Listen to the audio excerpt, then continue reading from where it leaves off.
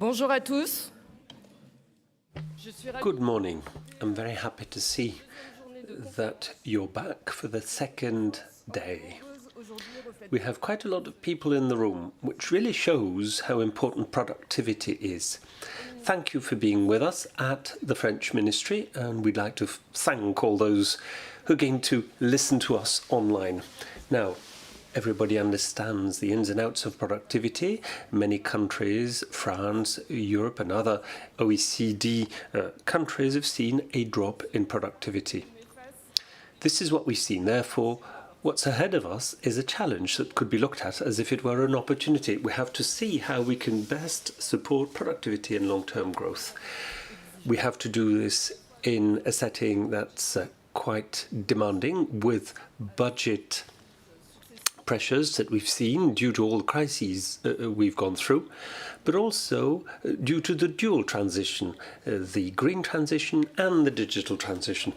The best thing to do is to have international speakers to share our best practices, to talk about our policies, and to think together and see which type of solutions we could find given the challenges that we're facing. As we said yesterday during the very interesting debates, is that education is very important so that we move towards the green transition. The Global Forum, the GFP, is the right forum to have this conversation. I'd like to ask the non-member of the GFP countries from the OECD to join us. Productivity is not just in the hands of a small number of countries. It's a topic that all countries are interested in. As you know, with the quick ramp-up of AI, we are seeing a major economic revolution. This is what we've seen in the recent years. The fact that more people use AI, personally and collectively, or in groups, will have an impact on our productivity. The recent papers, many recent papers, have evaluated quantitatively the impact of AI on productivity. I'm not going to give you all the details today, but we can talk about this later on when we have a panel on that point. France is very much aware of how important the topic is. And in 2018, France launched a national strategy for artificial intelligence. The objective is to make sure that we disseminate all technologies in all industries to support this e-tech, and also to draw the best talents and to make sure that we look at both supply and demand when we introduce AI and give support to SMEs and intermediary companies. In September 2023, we also set up a commission for AI that brings together different stakeholders representing different industries, at the head of which is Anne Bouvreau and Philippe, who's probably with us this morning, who can talk about this later on during the panel discussion. And finally, next February, France will host the Summit for Action on AI, a very high-level summit, thanks to which we'll be able to develop trust in AI so as to use AI for the common good. The objective of the summit will be to define practical actions together for a better deployment of AI to the benefit of all citizens, to the benefit of our economies and of the environment. It is much more than just a tech tool. AI can be a powerful lever for better social inclusion. Therefore, everybody has to understand AI and the ins and outs of AI, and in that will have a better technological future and more equal opportunities. The deep changes we see in our economies are such that we need to focus on protecting the most vulnerable people, and we need to fight against inequalities. That's true for AI, but that's true for all the other challenges that we discussed as well yesterday. With all these crises we've gone through and all of these turnarounds, the most vulnerable people were affected, and therefore we need to provide them with support. It is normal because what's at stake is social justice, but it's also a vector for our prosperity. Reducing the inequality gap requires increasing equality between genders. We had presentations yesterday on that. Maria Guadalupe, amongst others, talked about the impact of reducing the gender gap And she also considered the impact of reducing the gender gap on growth. That was quite striking. In France, we have an inter-ministry plan to promote equality between women and men, and that means as well supporting young girls so that they take tech jobs and digital jobs. And finally, to conclude, I would like to seize the opportunity to thank all of my teams, the teams from the Direction Générale du Trésor, from the Treasury. Thank you for organizing this conference. I'd like to thank the OECD teams and the France Stratégie teams. They've been tirelessly working on the preparation of this forum. I would like to thank Rebecca, Emeline, Bruno, Benoit, Luca, Sarah, and all the teams from the communications unit, all the OECD teams, and I've probably forgotten many people, but I think we can put our hands together for them because what they did is jolly good. Je vous souhaite à tous une nouvelle... I wish you a very productive day again, an excellent conference, and now we will hand over to Alain de Serre, who's the acting director working for the economics department at the OECD. Thank you very much. Thank you, Ihssane, and good morning, everyone. I'm also pleased to warmly welcome you all to this second day of the annual conference of the Global Forum on Productivity. First, let me thank again our French colleagues, and in particular Ihssane, for the generous hosting and impeccable organization of this year's annual conference. With the program we have, this second day promises to be just as rich and rewarding as yesterday. I will do a brief recap of some of the highlights of yesterday's discussions and draw a connection to what will be discussed today through the various sessions. So discussions yesterday had a strong focus on the drivers of the productivity slowdown, in particular the role played by investment in intangible assets and of course human capital. Both factors naturally are seen as key to reviving aggregate productivity growth, but also to achieving successful digital and green transitions. Now, a lot has been said about the importance of skills, but just to add one piece of empirical evidence, one OECD study that will be discussed at a meeting of our working party in 2 days finds that up to 1/6 of the productivity slowdown across OECD countries could be accounted for by the slowdown in human capital accumulation. It also shows that the slowdown in human capital accumulation is indeed largely due to the quality component that is reflection of the decline in the PISA scores. We often tend to focus on the decline in the PISA scores since the pandemic, and rightly so because this was particularly steep, but the decline actually started much earlier and around the late 2000.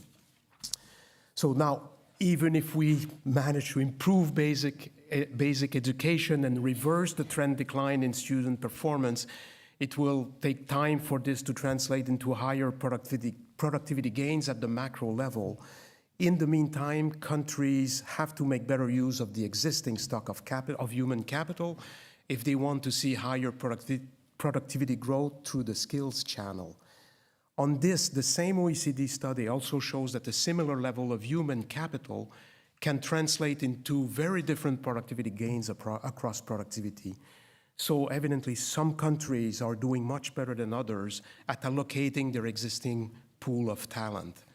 And this is where the work presented yesterday can be relevant. The most recent GFP data collection effort, which was presented yesterday for the first time, did highlight that the vast majority of firms across OECD countries and sectors are reporting difficulties in recruiting and sometimes very intense difficulties. And it was also shown that these difficulties are linked to missing skill needs, but also to firms' adoption of green, digital, or AI technologies. This would suggest that the skill set required for these transitions may not adequately match the skill set of the labor force.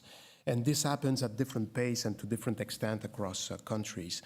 Now, not surprisingly, it is often the least productive firms that suffer the most, and as they cannot deploy the host of different measures, such as training and automation, to reduce the incidence of shortages. So all this adds one more complication for them in their attempt to close the gap vis-a-vis more productive firms.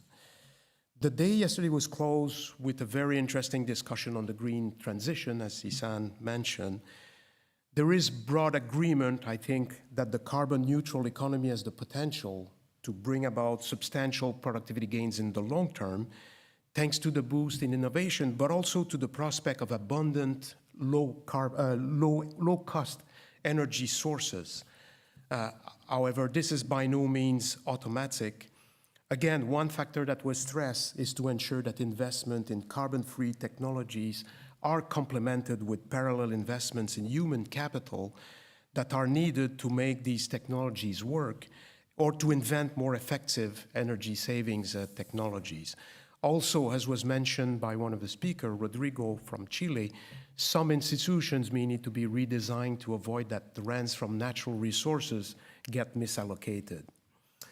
But irrespective of the long-term gains, the need to revive the need to achieve the green transition in a relatively short time period means that there will inevitably be important adjustment costs. Stranded assets were mentioned yesterday as one example, and these costs will likely translate into lower productivity gains in the short to medium term. Now, one major question also is the extent to which labor reallocation across firms and sector that will take place during this interim period will be productivity enhancing in the near term. This is still uncertain and very much a question of interest for future OECD work. Now, this brings me to today's topics for the conference. The first session will discuss the potential of artificial intelligence to generate productivity gains, including via reallocation. Now, for AI potential to materialize, one of the conditions is wide adoption. And it is still unclear to what extent this is happening and at what pace, in part because we often talk about AI as if it was a uniform technology, but in reality, there are different types of AI technologies with different pace of progress and productivity potential. Also, it is not clear whether high adoption rates, where they are reported, imply systematic use in core business functions. For example, the OECD studies mentioned yesterday by Alvaro on the estimates of aggregate productivity gains from AI also shows that adoption rates vary greatly across sectors, and that it is much higher in sectors such as telecoms or financial services, suggesting more rapid productivity gain in these sectors. But at the same time, if we look at the case of the financial sector, the available information seems to indicate that so far AI is primarily used to improve back office operations and has yet to be deployed in core functions, which would be the real source of productivity gains. And financial institutions probably have good reasons to be very careful on how they deploy AI for their core business. Now, the evidence at the firm level suggests also that AI adopters tend to be more productive than other firms, but also that digital and more productive firms are more likely to adopt AI in the first place because they are in a position to invest in those complementary assets such as ICT and management skills. So the direction of causality may not be entirely clear, and of course this is one of the challenges in performing econometric analysis to try to find robust estimates. Now, of course, much could change with the onset of generative AI. Jonathan Haskell yesterday mentioned the potential impact of AI in improving the pace of innovation, which could be the real game changer in the longer run. But AI could also help with the development and deployment of robotics, which would magnify the gains even further and potentially lead to the kind of impact that the ICT revolution had on US productivity growth in the second half of the 90s, except for having a much longer lasting impact if that materializes. So these are all questions to be addressed by the keynotes and panelists on this session.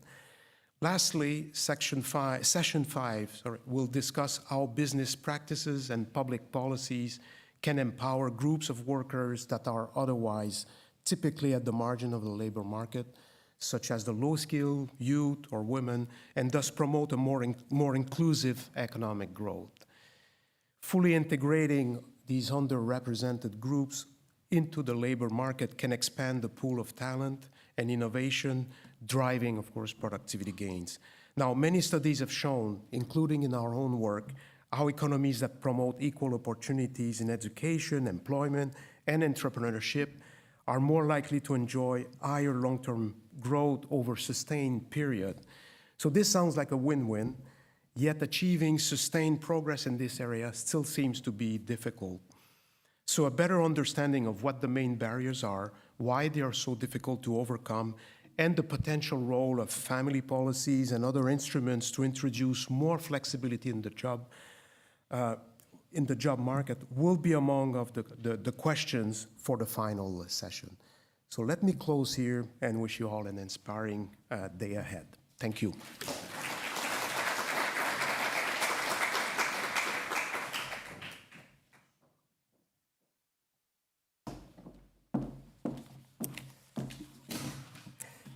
Nous allons à présent accueillir...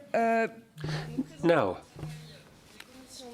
in order to talk about the National Productivity Board, we're going to have Natasha Valla, who's the chair of the French National Productivity Board in France.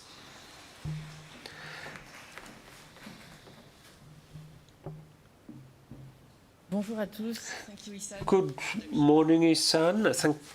Here because it feels home. Being the president of the National Productivity Board, it really is the place where a lot of people understand what we deal with in our meetings and when we set our agenda and when we, at the end of the process, publish our report. I would have had a lot of substance to give you on the report that will be published before the end of the year. Now, the report is still under, in the making. So I'll mention the themes we cover, I'll mention the discussions we have. But before that, I think it's important to remind everyone where the national productivity boards come from in Europe. There's a history, it's a short history, but it's important also because it's an entity that is now taking roots in all countries of Europe. It's taken time, to establish such bodies, but the fact that we are slowly getting a full mapping of national productivity boards means that we have a means to coordinate views on not only productivity, but issues like competitiveness. And then I'll mention the themes we will cover in this year's report. So it's the European Commission in 2016 with its recommendation that really triggered the creation of what we are today. I have to say there was at the time, I don't know if those who were here remember, the 5 presidents report, where the president of the EIB, the ECB, the Brussels bodies got together and had a number of recommendations. And back then, a lot of the discussion was, it was pre-COVID, less than 10 years ago, but yet another world. A lot of discussions were ongoing about the dynamics of competitiveness within the monetary union. And within those discussions, there was the evolution of the German economy versus the French economy, and there were some tensions as to how to manage the external imbalances within the monetary union. So that's the starting sort of principles. The mindset was this one, and I have to say, since I took the presidency of the board, which is now 3 years ago, we changed completely the mindset, if not the focus. So productivity is at the center of what we look at, but competitiveness is also as a result of productivity development, as a result of differential productivity growth rates, be it total factor productivity, labor productivity. We try to explain or understand better how this competitiveness issue can be explained at the country level, but also at a sort of more comprehensive level for Europe in the global economy. And that's something that we have realized more fiercely this year in our chapter on competitiveness, when market shares have evolved globally, and the position of European countries in terms of market shares, if only looking at through this indicator, have changed a little bit. So it changes a little bit the discourse. But so we were created in 2018. Philippe Martin, who passed away last year, and I have to pay tribute to him, was the first person to to work on it. We had Vincent Ossius, who is in the room, who was the first rapporteur général. Then Alain took over last year. And this is the way we organize ourselves is really up to us countries, and up to us as a team. I know some countries have opted to put the National Productivity Board in an entity, you know, the German, the Sachverständigenrat in Germany and other places. Italy just created its own body. We were placed, and this is, I'm really grateful for those who thought about the statuses and the governance at the time, as a very independent body. So we're extremely independent, and I have to say, when we come to present and discuss informally our work with the cabinet and the ministries, this is very much respected. And we are a body, there's not a huge secretariat in France Stratégie. It's Alain, a few other people. But we have gathered 15 economists. And those economists at the beginning were French economists. We decided that it could be useful to have a view from someone else on the French development. So we now have a very renowned economist from Turkey, from Germany, from Italy. So we have this diversity of views, which means that when we discuss things not from a partisan or not from a national angle, even though the object is really France in the European context and in the global context. The purpose of what we do, and again, this is evolving a bit over time, we need to be useful as a policy input. Certainly, the OECD has a lot more to say about productivity overall, and we try to use that knowledge. As a matter of fact, we have very good relationships with entities like the OECD. The EIB helped us this year to do a chapter on AI. So we use this system to produce us something that is really French-specific and that brings something to the policy debate in France. So being relevant to policymakers, that's one of our mission. And this is also in accordance with the authorities, we need also to bring those topics to the public knowledge. And we see now more than ever when we have discussions that pertain to policy measures that will have an impact. The policy measures we discuss at the moment have more to do with the fiscal balances of the country, but they will have an impact on productivity and therefore on competitiveness. And if we don't take this into account, the feedback impact on growth of those measures that are meant to have a positive fiscal outcome on the balances might not be so straightforward when you take into account the impact on longer-term productivity development. So that's the public at large that we will more and more be targeting through publications. We have an annual report, but we can also express, our members can express themselves freely in the press, etc. We are gender balanced, and that's a principle that we are happily respecting. I think I mentioned already, and then I come to the substance of the report this year, but I mentioned already the usefulness of having really this full network. It's also because we are a sort of informal dialogue force. And I say that in a candid way, but at times bilateral relations across members of the EMU are not that easy. We see that ministries maybe don't always speak the same language. For us, that's a lot easier. We bring those topics, we exchange. We had the visit of the German president last year, and I hope we'll have the Italian team coming over soon. This is really important in bringing over messages as well as sharing results. So that's about it, about who we are and how we work. This year we decided, again, I should have mentioned as well, because this would be unfair not to do so. We have very, very little own staff, so a very low budgetary cost to the state. But we have a system of rapporteurs, people here in Bercy who help us with the models of the ministry. People at INSEE, Banque de France is also involved. So we are able to use this knowledge and this capacity for topics.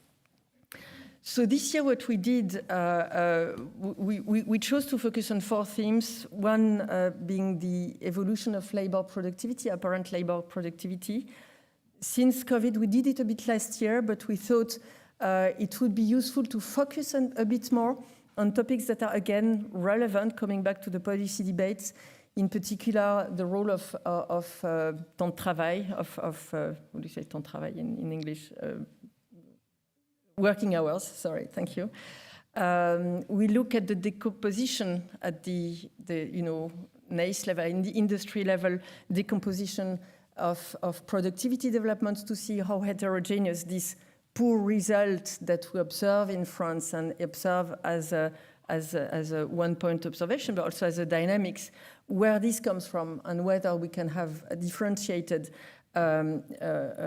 ways to think about it at a disaggregated level. So I think this is really the step we're at now. Of course, I mean, we had a little bit to say last year on this, and some factors, because of the period we study, will come back as familiar to you. The fact that vocational training was implemented at a larger scale came as a factor that affected productivity development. The evolution of the employment rate, that with the improvements and the composition effect on the labor force, also had an impact on productivity, labor productivity. And labor retention, that was a post-COVID fact that is still sort of persisting in the country profile of France for policy reasons, but also for sort of conjunctural reasons / conditions in terms of firm financing. So that's one thing we will look at, and we'll be able to show you a number of results. Then another chapter will be devoted to competitiveness. And this competitiveness will be looked at a bit more closely than we used to do in the past. So now we have a more analytical approach, which looks at endogenous factors. Obviously, we take into account the exogenous factors that affect competitiveness for France, but also endogenous factors that affect it both at the firm level, and at the country macro level. And this is something.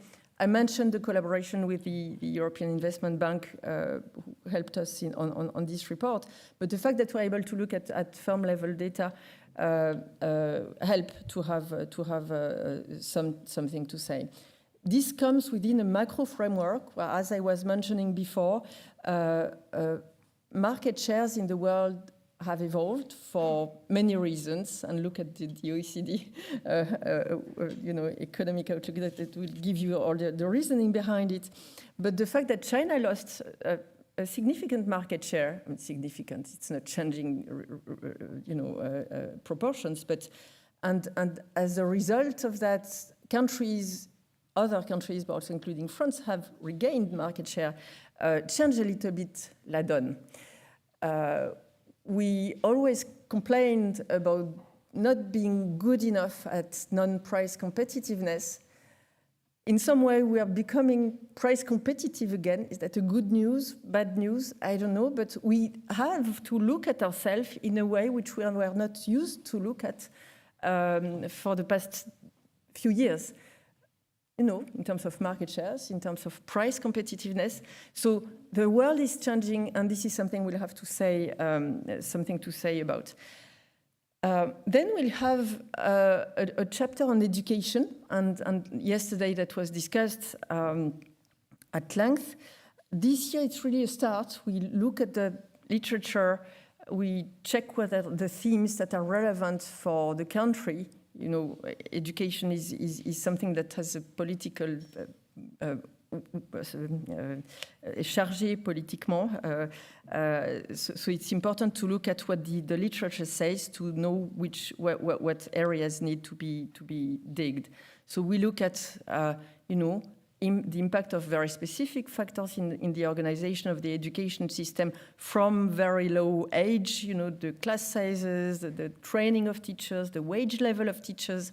So you may say this is a bit far away from productivity, but it's not that far when you look at the way you bring your people to the skill level your economy needs, and that was reminded by Alain when he summarized the debates of yesterday.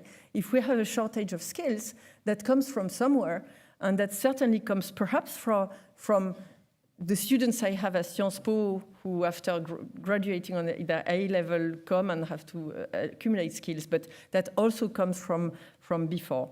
So we look at this, and we look at this also in coordination, in link with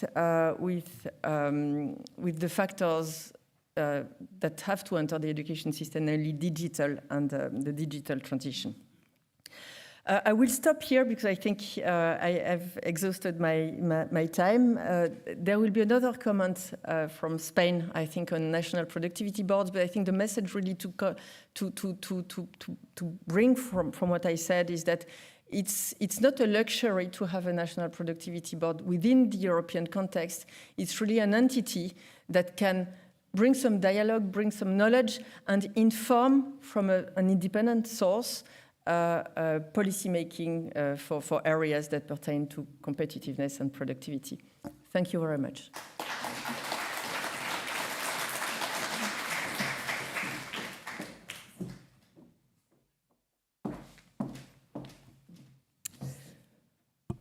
Nous allons avoir All right, and now we will have the Spanish view. It's my pleasure to welcome Juan Francisco JIMENO Serrano, who is advisor to the Minister of Statistical Affairs in Spain, and he also chairs the Spanish Commission for Productivity.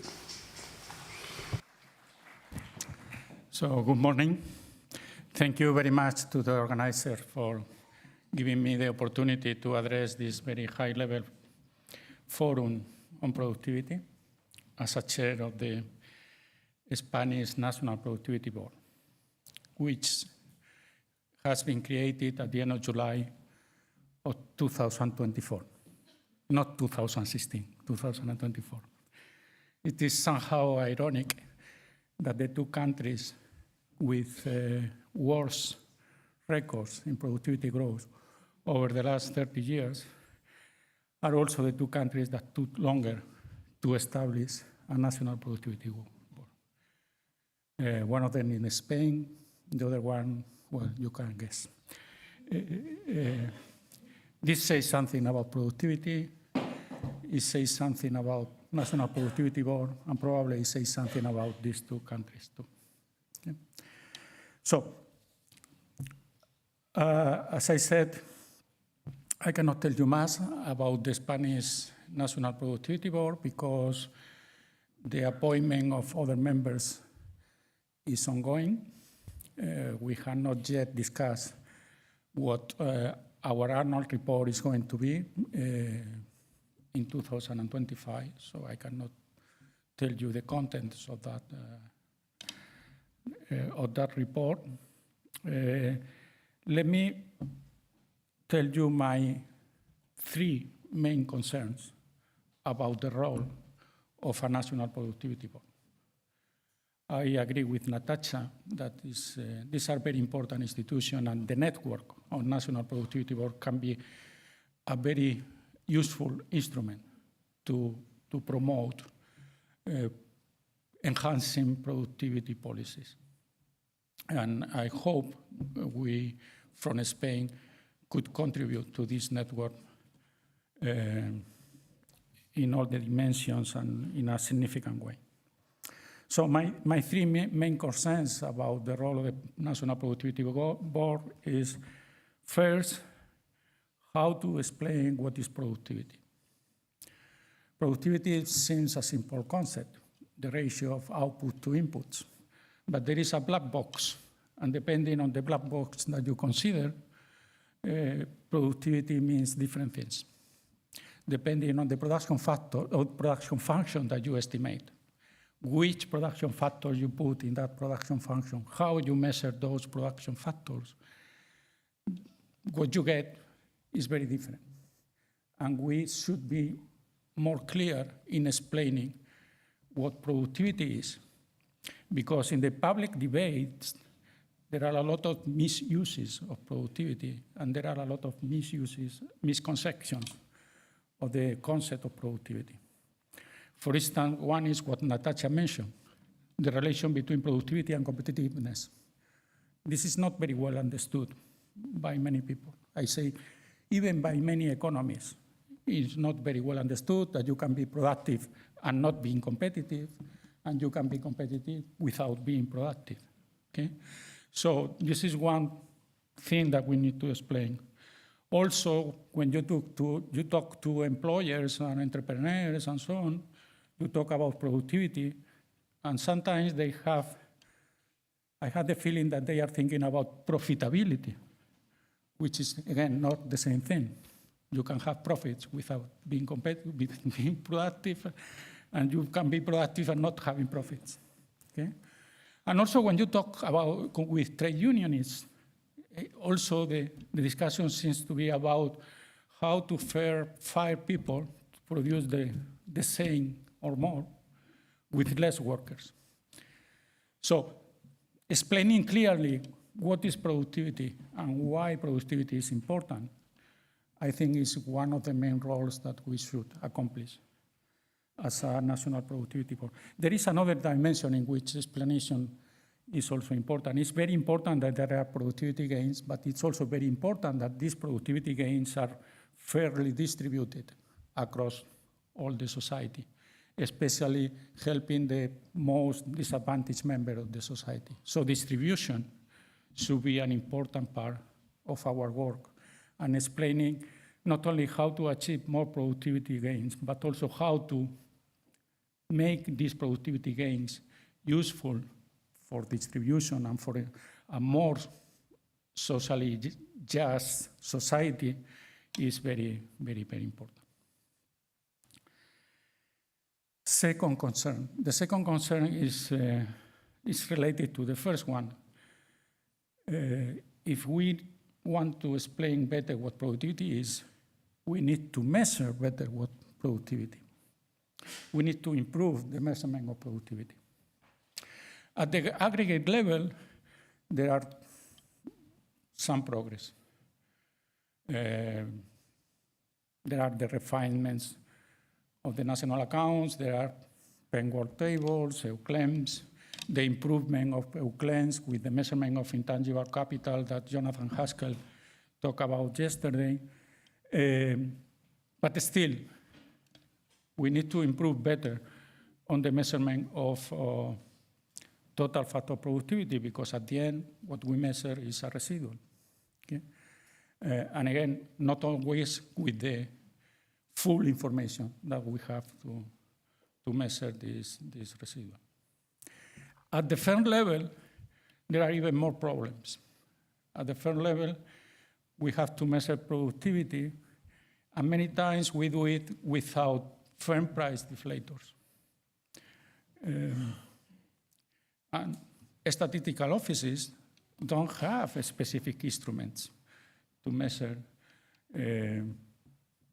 firm price deflator and many of the inputs that we need to measure productivity. But more worrisome is that we have very good databases, but we cannot exploit the full potential of these databases. For instance, we have very good databases on the financial situation of firms and the firms' results. We have the balance sheet of the central banks, and the Bank of Spain is maybe a leader in the production of this data. But those databases don't have information about the inputs, don't have information about the composition of the labor force, rotation of the labor force, who is working in the firm, and so on.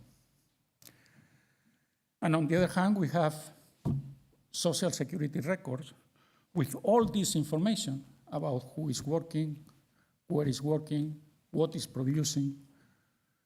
But somehow we are not able to put together the two pieces and improve our understanding of productivity at the firm level.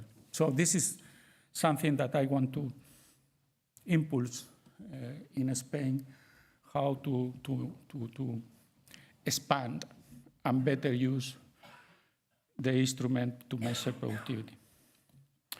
And finally, my third concern. My third concern is about identifying new drivers of productivity growth. And I stress new.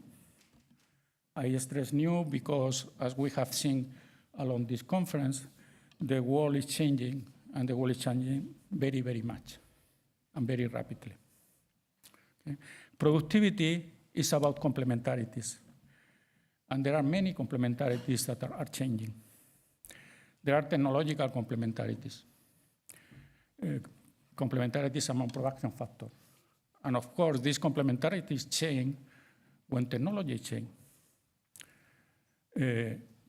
Artificial intelligence, that we are going to hear a lot today, energy transition, all these things have implications for how we are going to produce things, which, moreover, the things that we are producing are also changing.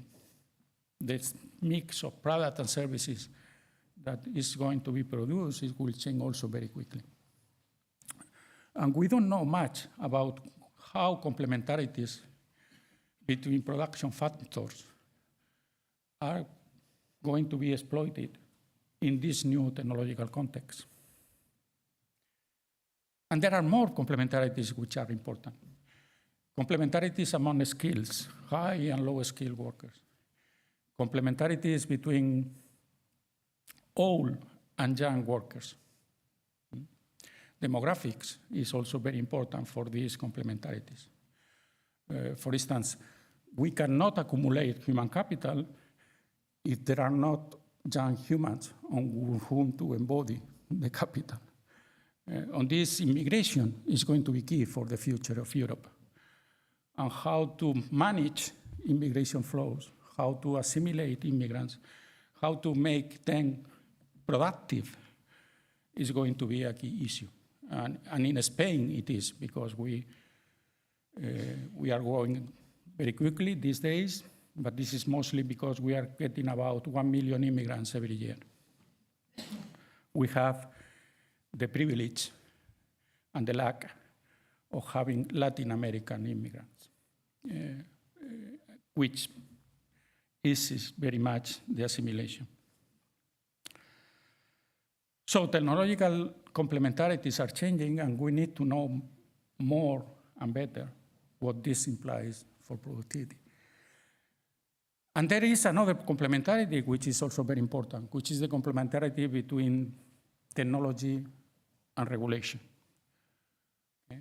You can have the best technology, you can be very advanced, but if you don't have the clear incentives for the efficient use of the production factors, then you are not going to be productive.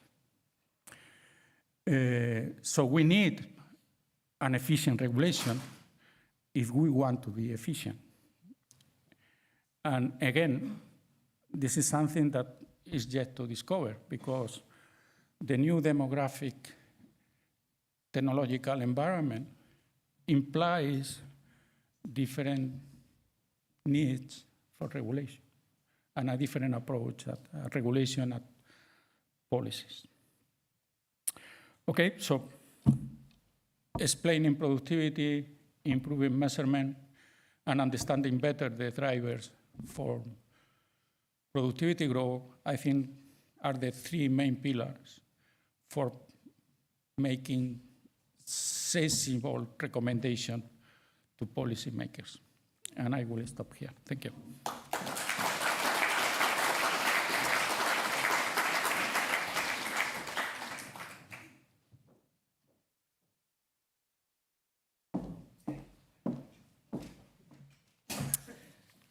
Je vous l'ai dit en introduction, nous mettons en... By way of an introduction, I was going to say we are implementing a dual transition, in environmental transition, which has negative impacts in the short run and possibly positive effects in the longer run.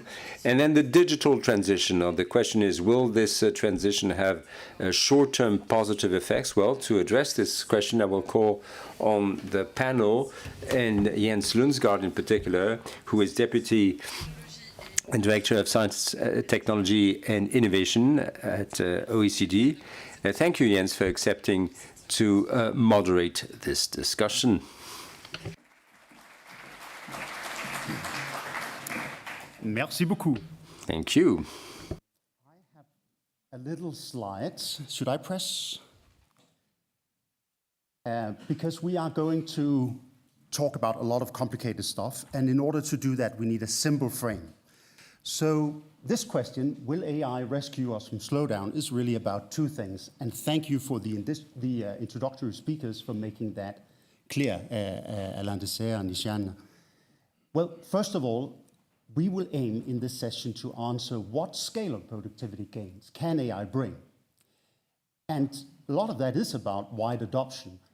That is key to getting these productivity gains at a macroeconomic scale. So we'll also aim to answer what can governments do to make AI benefit all? Now, just quickly, do I have a second slide here? No, I don't.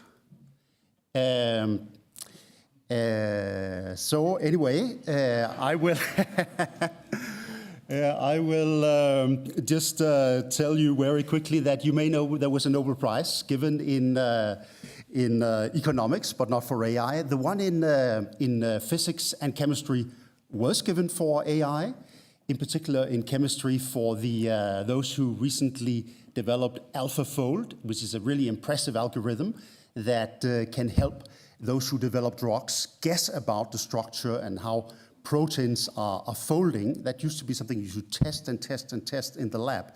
You still need to test it, but AI can help you make a good guess about how proteins are folded. We have a wonderful book about the use of AI in science. You can find it on our website, and if one maybe at some point, I have my slide, you can see a picture of it. I think the main point here is that there is a real chance that if we can get this to work, AI can give us long-lasting productivity gains through the way it boosts the frontier of discovery. The challenge then is, can we make it spread? We have done work on looking at, is it small companies, large companies, is it this or that type of companies? We even have the author here, Flavio. You should get a coffee with him in the break afterwards. The basic finding is that here in France, in all countries we study, we cover many Europeans, but also Korea, Japan. It is the same pattern. The big companies are the ones much more adopting AI. We need to change that. We need to broaden it out. Last but not least, we have something called the OECD Digital Economy Outlook, where we do various surveys about who is using AI, what does it involve, and so forth. And what we see is that it is the IT sector and the financial sector that does it. They are, to a large extent, embracing this. But things like logistics, we're down at 4% of companies using AI. That's a little bit surprising if you think of what you could use it for. So lots of opportunities. We will have a very strong set of speakers here to answer these questions. And I am happy to introduce the keynote. That is Professor Kristina McELHERAN. She is indeed a professor, but she has also done something very important. She has actually been to Silicon Valley. She's been in companies that do this and have a lot of stories to tell from that if you catch her over a glass of coffee or something. But for now, please come to the stage and give us your keynote.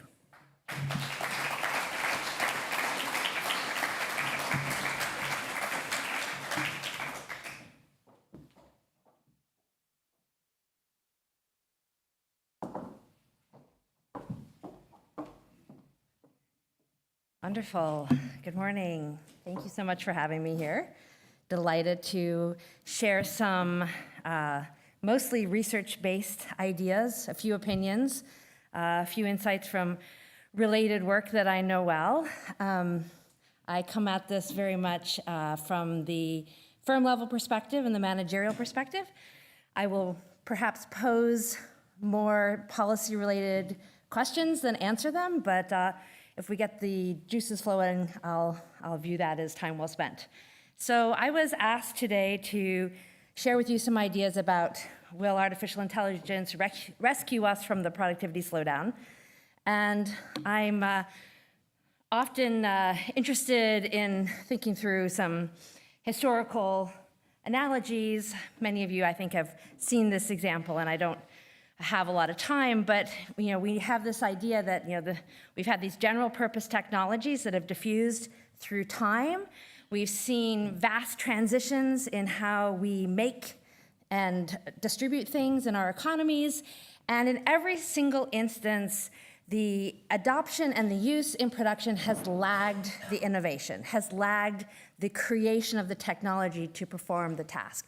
And so the steam engine, famously, James Watt made significant improvements to this. He's known for not only helping invent the capability of transforming steam into productive power, but less well known, was very instrumental in helping diffuse this technology, which took decades upon decades. And what we find when we go into the history, I was just actually reading Anton Howe's work, who cites your wonderful book on intangibles, and mentions the fact that in order to get steam to diffuse, it wasn't enough to have a patent. It wasn't enough to have the returns and the incentives to produce this wonderful technology, but he actually had to go out with his partner and sell steam as a service. So if you want to know what the first SaaS model was, steam as a service. And so they had to go to firms and say, we're going to figure out how to put this into your operation, we're going to figure out how to make this productive, and we're going to get paid as a function of how much coal or horsepower. So watts, we use watts in his name to describe horsepower, how much you save in putting this to work for you. And that whole activity took years and years and years beyond the life of the patent. He had to go get an extension to the patent.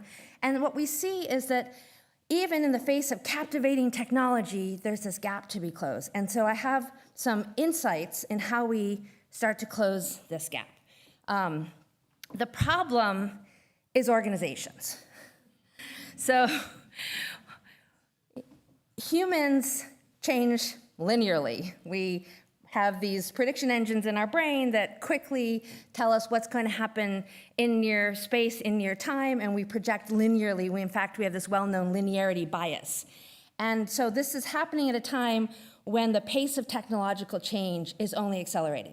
So we used to have these big breakthroughs. I study ICT. I've been studying ICT since my Silicon Valley days, which was a little bit of a, maybe a well-known secret, but it was a while ago. And I started looking at enterprise software and the internet. And at the time that those were rolling through, we'd get these big transformational changes every 10 to 20 years. And then we started getting desktops and PCs and enterprise software, and the internet and e-commerce comes through, and we start to see big changes every 3 to 5 years. And now we get the Internet of Things, we get sensors all over, we have data, big data, broadband and mobile, social media. We get cloud computing, which transforms our ability to use ICT services that we don't necessarily own inside firms, brand new infrastructure for managing all this data, and now I have the clicker problem. It's a good thing we're so teched up. The well-known l'affaire de clicker. Could I advance? There we go. Deep learning, which just made a splash in various elements of Nobel Prizes. So Jeff Hinton is a hometown fellow in Toronto, so we're very, very proud of of his accomplishments and recognition. And now we start to see, I don't know, new developments every month, every day. I mean, what day is it? We've had ChatGPT come through and transform things on the order of, you know, I remember when it came into my classroom and suddenly everyone was using it within a few weeks. The students were. And so suddenly, with Gen AI, and I'm going to talk about a little bit what we know before Gen AI, so I'm even behind the times already looking at good old-fashioned predictive analytics in my work. You know, Gordon Moore famously said, you know, change will never be this slow again. And the basic problem that we have is this slow organizational human-led change meets exponential technological change. And that creates a gap. Little nod to my time at the LSE. We're gonna mind the gap here. When we get exponential technological change meets organizational change, as this unfolds, that gap grows and it grows fast. And so what do we do? What flows into this gap? How do we close this gap? The first thing I'm going to say is we have to absolutely stop flying blind. So our ability to measure this technology, these technologies as they unfold, to name them and distinguish them from each other is far behind what we need to do to implement solid, effective policies or management practices. I've spent my career working with the US Census Bureau to write surveys to measure firms' use of technological change. And it is slow and it is cumbersome. In fact, I have some really exciting things I would love to tell you today, but they are waiting for disclosure review at the US Census Bureau because humans move slowly while all of this is unfolding around us. So we simply must get better measurement, which is a theme I've heard throughout this wonderful conference, so I'll double down on that. I also would like to emphasize that we need to think seriously about how we pick the right tool for the job. Right now, AI feels like a hammer and everything seems to be a nail. When in fact, we have a great deal of untapped potential in data, in basic descriptive analytics, in basic old-fashioned prediction, logistic regression, anybody? We have wonderful ability to extract insights from data that do not require a self-learning algorithm.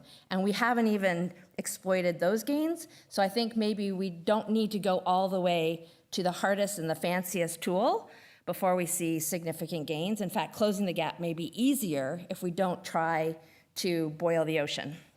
And then I really want to warn people something that we said in Silicon Valley a lot.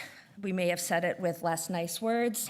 Garbage in, garbage out. So if we are going to just try to automate and accelerate with the data that we have that may not be the right data for purpose, if we're going to do it with the wrong infrastructure, if we're not going to have the right process design and control, if we're going to take old processes and just pour concrete or magic fairy dust AI on them, we may not like what comes out the other end. And then I think one of the things that's really challenging when we try to put algorithms to work in practice is goal specification and communication. So I was just teaching a class last week on algorithmic bias, and we discussed what happened when Amazon put an algorithmic hiring tool in 2018. And what got out to the press was that it was very biased against women. And the explanation was that the data was biased, that the data had been based on male engineers who'd been successful in hiring and being hired by the firm, and that there was, really no way to fix that based on bad, biased, unbalanced data. In fact, some very clever data scientists came out and said, no, we know how to do this. We know how to balance, but you have to write into your specification that a woman is worth twice as much as a man. And you have to say it in public, in code. And people don't like that because you have to be very, very crisp. And you can't have a complicated, nuanced reward function in your algorithm. You have to take a stand and you have to optimize for it. And this becomes very, very challenging in a lot of real-world organizational settings. It's not the data, it's not the algorithm, it's the organization. And so thinking through these nuances, I think, is very, very helpful. So I'm going to talk a little bit about what I know based on research about how to do this. The one I know most about is how we close the information gap, how we don't fly blind, and that is to measure what is actually happening in real firms, and to be very specific about what it is we're measuring. So a very big project that I was a part of with Eric Brynjolfsson, Frank Lee, and then some wonderful colleagues at the US Census Bureau, Zach Croft, Emma Dienersaltz, Lucia Foster, and Nick Zolis, we wrote this survey about advanced technology use, had other things on it, but that was all I cared about. And it went to 850,000 firms across the United States.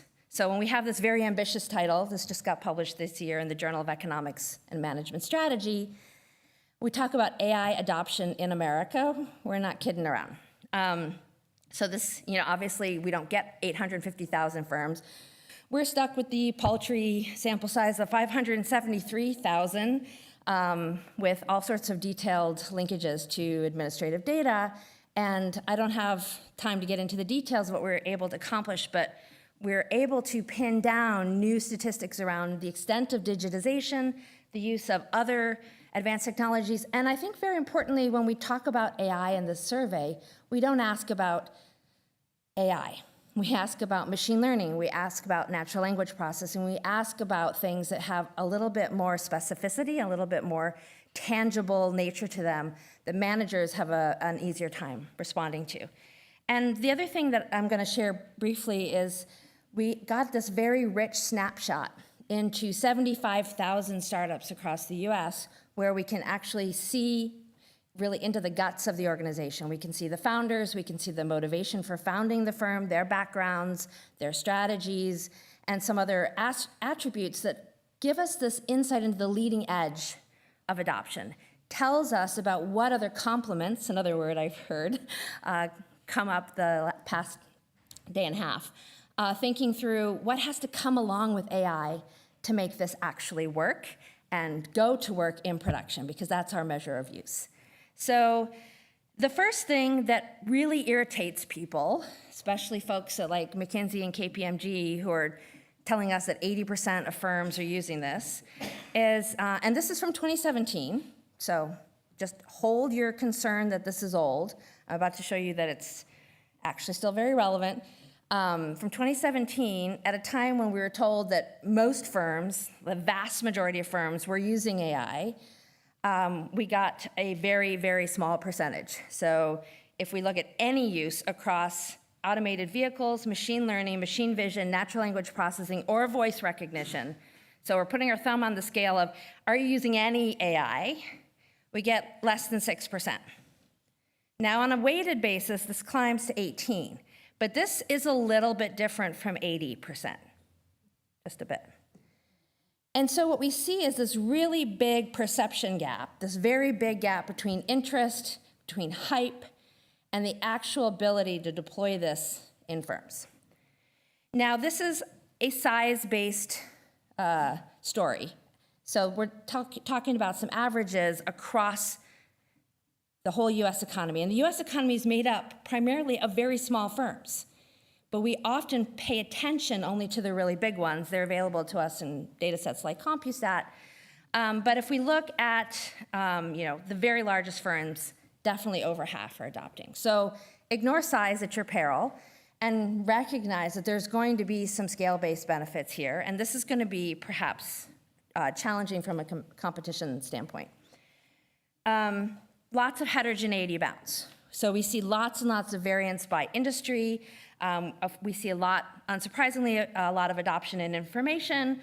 We see a lot in healthcare, and then we see a lot in manufacturing. And I'm going to dig deep into manufacturing next. So I just want to dispel any ideas many have that manufacturing is this not very advanced, technologically backward sector of the economy. In the US, that is not the case. They are a leading user of technology, including AI. What I think is informative when we want to get into the nitty-gritty of closing this gap is what we see in the startups. So looking at this large sample of startups, we see, of course, some interesting things about the background, but These are high growth startups that are using AI. They have a lot of VC funding and a lot of startup capitalization. They are primed for growth. And in order to make this work, they're doing other things in the firm. In particular, they are leading in product and process innovation. So if you want to think about how you're going to take your production system of any kind, be it manufacturing or knowledge work, put technology in and stick it back together, that is process innovation. That is what James Watt was doing when he went to these firms and said, I'm going to put this to work for you so you can see how it works. It's not obvious how we put new technologies into existing processes, and to do this takes a lot of innovative activity inside the firm. And we see this for products, and we see a very important role of intellectual property and patents at the same time. And finally, we also see strategy, so I'm a strategy professor at U of T, growth-oriented strategy. So strategies that are designed to promote scale and exploit the fact that once you figure this out once, you can scale it very, very widely. In fact, this is what we would often call in my world a scale-free technology. There's really no diminishing returns when you figure this out. And so I think we have to have those processes in mind when we think about how do we get this to diffuse, what happens when it diffuses, and the speed at which this is likely to happen. Okay, so I'm gonna zip through a little bit. We were able to do some mapping of where this happens, and I don't have the city names on the map because I'm not gonna spend a lot of time here, but it's worth recognizing that when we map where the use and production is, it does not correspond to the innovation. It doesn't correspond to where the patents in AI are, and it doesn't necessarily correspond to where the demand for skills is. So when we look at job postings and the demand for skills, it's very informative about what firms would like to hire and would like to have, but it seems to be very different from where they're actually putting it to use. And in fact, we see a lot of this in the Rust Belt in the US, where a lot of manufacturing is taking place. So you may have wondered, was this old news, 2017? This is moving very quickly. So our good pals at the Census Bureau had that concern, and they ran this very quick, it's a lower response, but very recent and very representative business trends and outlook survey from 2024. And we see a very, very similar level of adoption in the last 6 months, using data analytics, AI and data analytics, which is a leading use case, is only about 6.5%. Now it's picking up fast, and there's an anticipation that it might get to 61%, but there's a big gap, again, between actual realization and aspiration. And so this is something we saw as recently as this year. The other interesting thing is that the firms report that they are not reducing employment due to AI use. And I think that is a lovely sentiment to know about, but I'm about to show you some evidence that this may not actually be how this unfolds in practice. So I'm going to bring to you hot off the presses, brand new results from this survey. I have to put my disclaimer because it uses Census Bureau data that we ran in 2021, going deep into the US manufacturing sector. This is joint work, again, with Eric Brynjolfsson, and then MJ Yang and Zach Croft. And so what we did in this 2021 survey is an establishment level survey. It goes to 10% representative sample of all the plants in the US, but it covers 70% of the sector in the certainty sample. And so with a response rate of 68%, which is not too shabby, we're able to characterize a little bit more recently what's happening with AI, but also with other digitization practices and management practices inside the firm. And maybe a useful thing to understand as well is this is the third time we've done this. So we did this in 2010, we did this in 2015, and we did this in 2021. We couldn't do AI in the earlier waves because we didn't know it was coming. But we asked a lot about data and the managerial practices related to data. And so in some of that work, we've got some insights that I think port over, and I'll touch on those in the time that I have. So when I talked about the right tools for the job, I think we have to recognize that tools abound. And AI is definitely the latest and greatest and most exciting and perhaps the most flexible of these tools. But we still have a lot of potential arrows in our quiver here that we can bring to bear to improve productivity. And in particular, We have some good diffusion, but not universal diffusion of the use of descriptive statistics. So dashboards that provide means and trends to managers and workers in manufacturing plants. So 73% adopt it, but there's only 52% decisions that are really using that. So we have some intensive use here that we could increase. Predictive analytics using statistical or even self-learning algorithms to make predictions, 65%, but only a 30% intensity. Interestingly, and I don't have time to get into it, when we look at the drivers of AI adoption, the descriptive use of data substitutes for AI.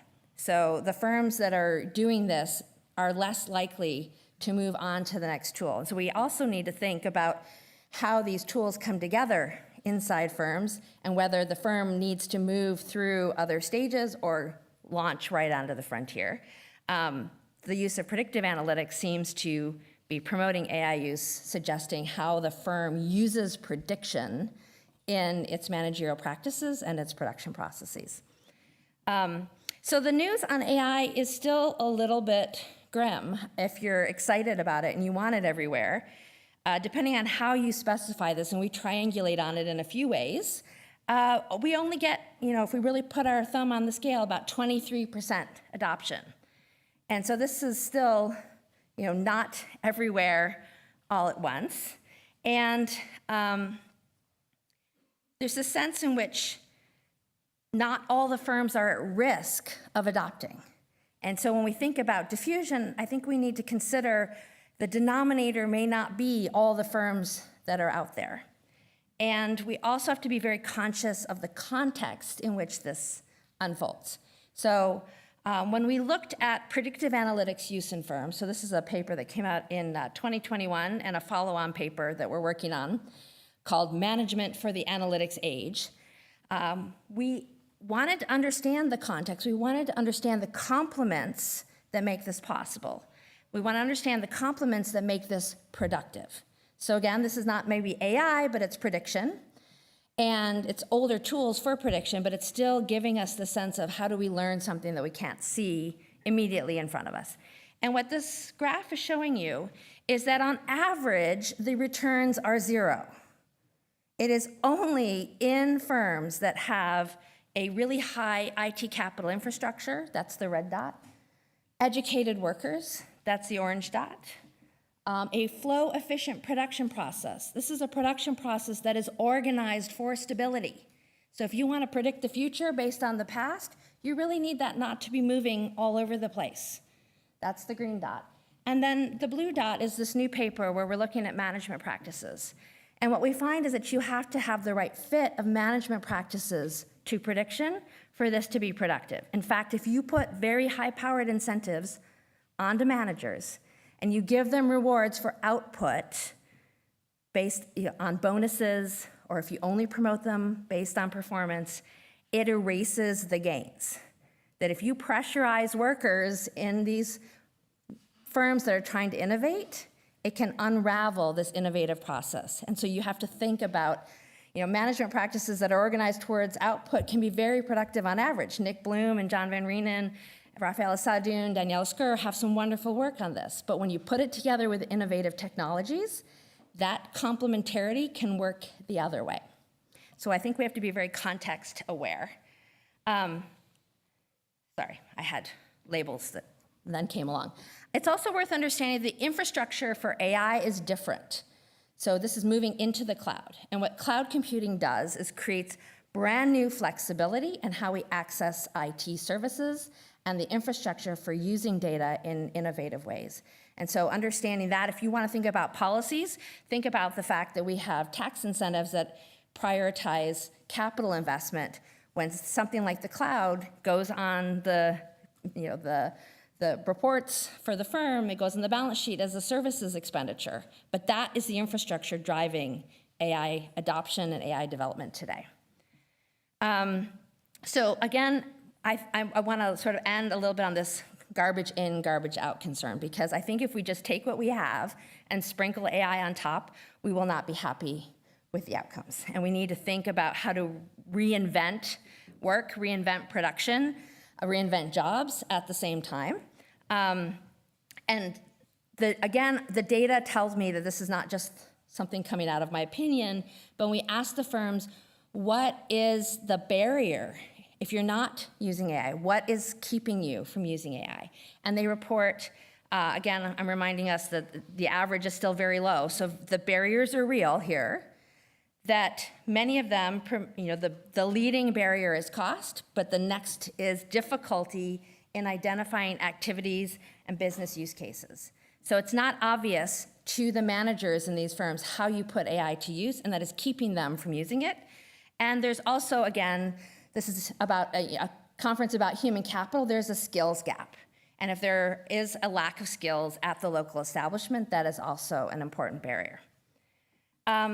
So the bad news in terms of, well, will AI solve our productivity slowdown is, again, a story we've heard. We heard it about the green transition, and I'm increasingly worried that the green transition and the AI transition are happening at the same time with the same short-term pain in hope of long-term gain story. Because what we see when we estimate total factor productivity in the manufacturing data, where it is easier to measure productivity, which we know is a difficult thing to do, the news is not good, my friends. I mean, this is a very serious negative causal impact of AI use.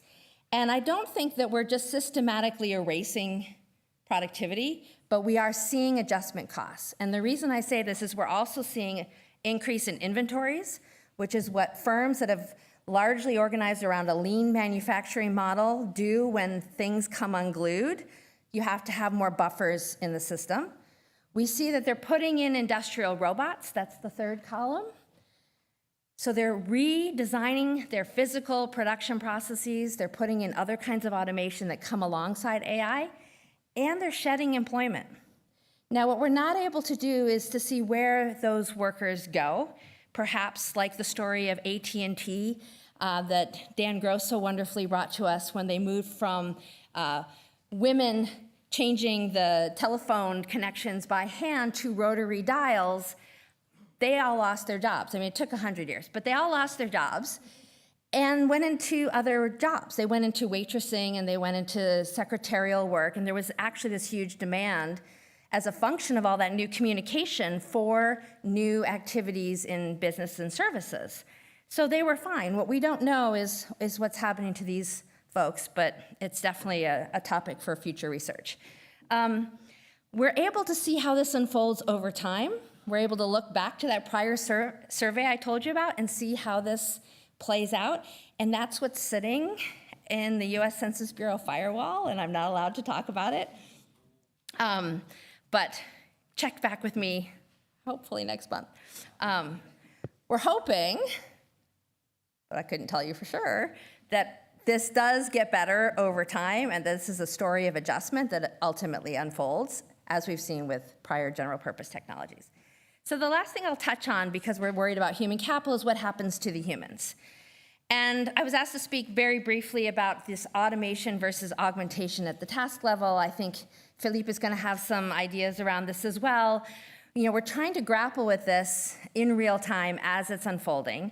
And I'm a little bit skeptical about whether we can really pin this down at the task level. It's very interesting, and we have some data on it. But I think exposure is doing a lot of the work in this literature. So when we see what tasks workers do and we see what might be automatable, we say that workers are exposed. But I don't know that this means they're going to be unemployed.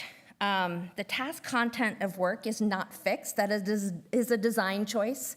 When we do process innovation, we redesign jobs. I wonder if ONET is sufficient here. This is a data set from the US where we were trying to help high school students find jobs based on what they like to do. So maybe we need some more measurement here.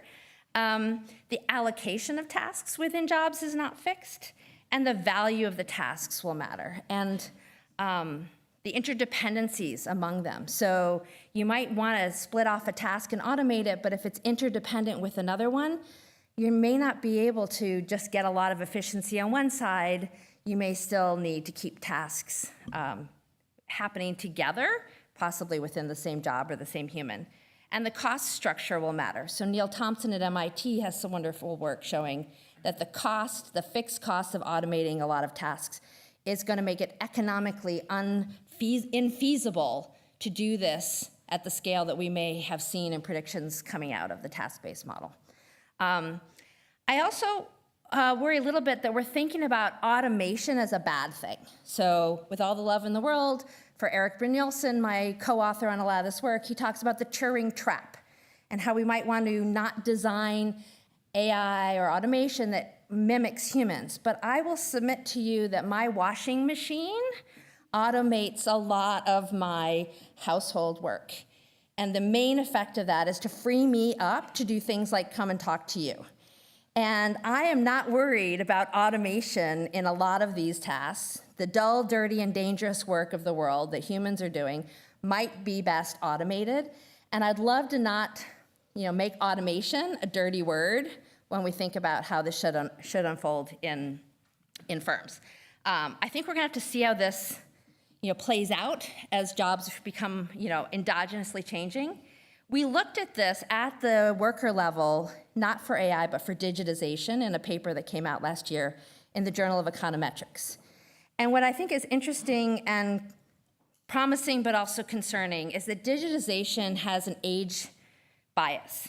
And so what we see is that the gains from digitization are shared with mid-career workers. So the vintage-specific human capital, the intangible capital that these workers bring to bear is complementary to digitization in a way that helps them make more money and thrive. But older workers are left out. And in fact, not only are they left out, but they leave firms at higher rates. And so I've converted this into non-econ speak, but just normal English speak. If you want to read about it at the Schwartz-Reisman Institute, I think we need to really worry about the people that might be, displaced when we look for the skills of the future. So, in conclusion, adoption is low and it's skewed. We need to think about the technological substitutes and complements and pick the right tool for the job. Not all firms should be considered at risk. The early productivity returns are negative, and so I think we have to brace for this adjustment. This is in manufacturing. We need to do this type of work in as many settings as we can. And we need to think through how do we maybe ease these adjustment costs. This productivity potential may get worse before it gets better, and we have to take the worker concerns seriously and protect people while we think about how this unfolds for today's work. So, thank you very much.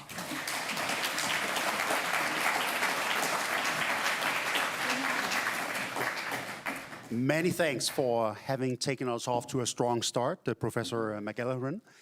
I got a first answer to my question. It will get slow before it gets better. Yeah, sorry about that. But let's hear what the rest of the panel says. And please come to the stage.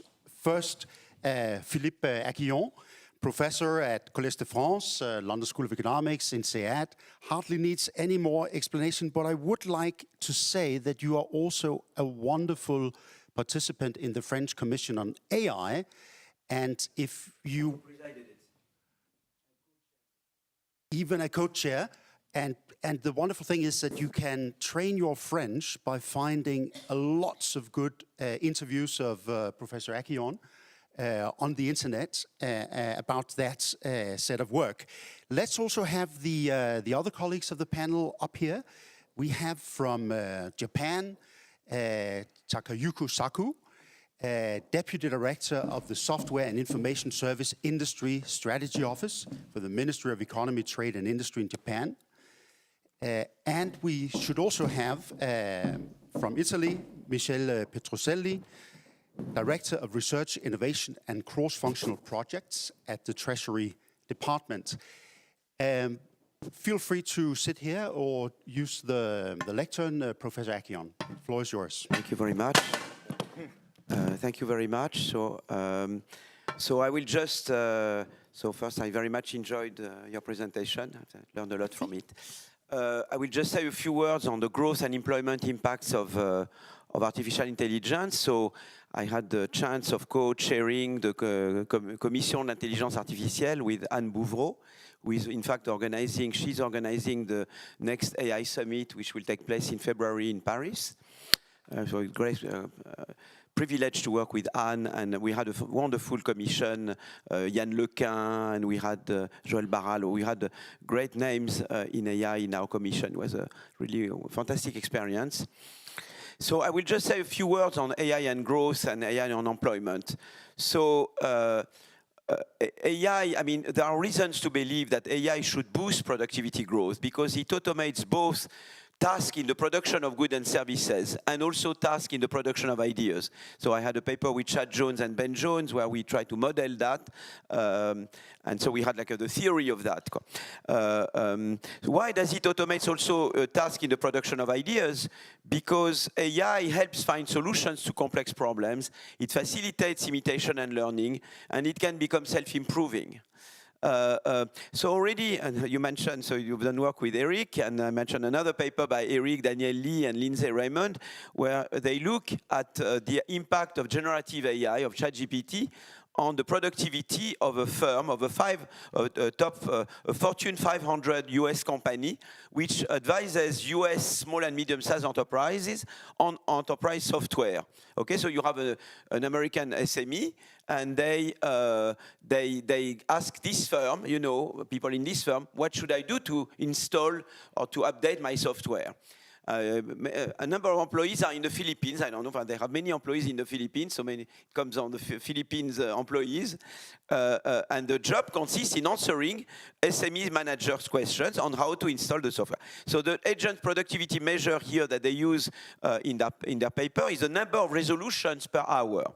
And what they find, so they compare an employee which hasn't had access to ChatGPT to an employee who has access to ChatGPT, but an employee of the same characteristics, same pre-trained productivity. So it's really an even study, okay?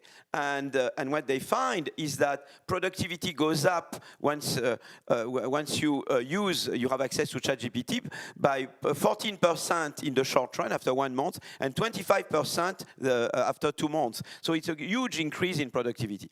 So that now it's a very micro study.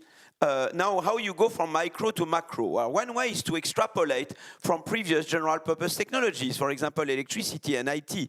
Another one used by Daron Acemoglu, I'm very happy that he got the Nobel Prize on Monday. I work a lot with him, is to use a task-based approach. So let me just go over the two. So if you just use the extrapolation from previous GPTs, the electricity led to a 1.3 percentage point extra productivity growth for 10 years, okay? So if the growth was at 1%, growth would be at 2.3% for 10 years, okay? And the IT, TFP growth would be, if it was TFP growth 1%, it would be 1.8% for 10 years after, the IT, okay? Now, you say, well, if I believe that AI will be like something of the range of electricity or IT, you could say, well, the range would be an extra percentage point growth of between 0.8 and 1.3 or whatever, okay? Now, and you would have something like this, you see, for 10 years. So that would be the evolution of GDP without AI. And with AI, for 10 years, the slope would be steeper, okay? And then you would go back to the slope that you had before, but you would have a permanent gain in GDP, of course. Now, there is another approach that Daron used in a recent paper. He relies on the task-based model that he developed with Restrepo, which built on previous work by Joseph Zira, to estimate the effects of AI on TFP. And he concludes to an increase of only 0.07 percentage point in annual TFP growth over 10 years, okay? So he decomposes, he says, well, with the Holton theorem, I can decompose TFP gains over 10 years as the product of 4 factors. The GDP share of tasks that are exposed to AI. Among those tasks, I take those that will be where AI will indeed be introduced. It's the share of task for exposed tasks for which AI is really profitable. Then you multiply by the labor cost saving, and of course the labor share, because if there is no labor saving, you don't care. You see what I mean? And so with his numbers, he has numbers for each of the 4, and he arrives to 0.7, which is 10 times less than 10 times less as what you get from extrapolation. Okay, so there was a paper for an article, for example, in French press. You know, they looked at that paper. They say, in fact, we make a big deal about AI, but in fact, there doesn't seem there will be any substantial growth gain with AI. Okay, so with Simon Bunel, who is at the Bank of France and who also worked with me very much on the AI report, with Anne Bouvreau, we went back to what Daron had done, and we realized that, for example, for the share of task, it took numbers from the Elundu et al. But there are, for example, much more optimistic estimates, for example, by IMF. IMF is much more optimistic than the Acemoglu on the share of task exposed to AI.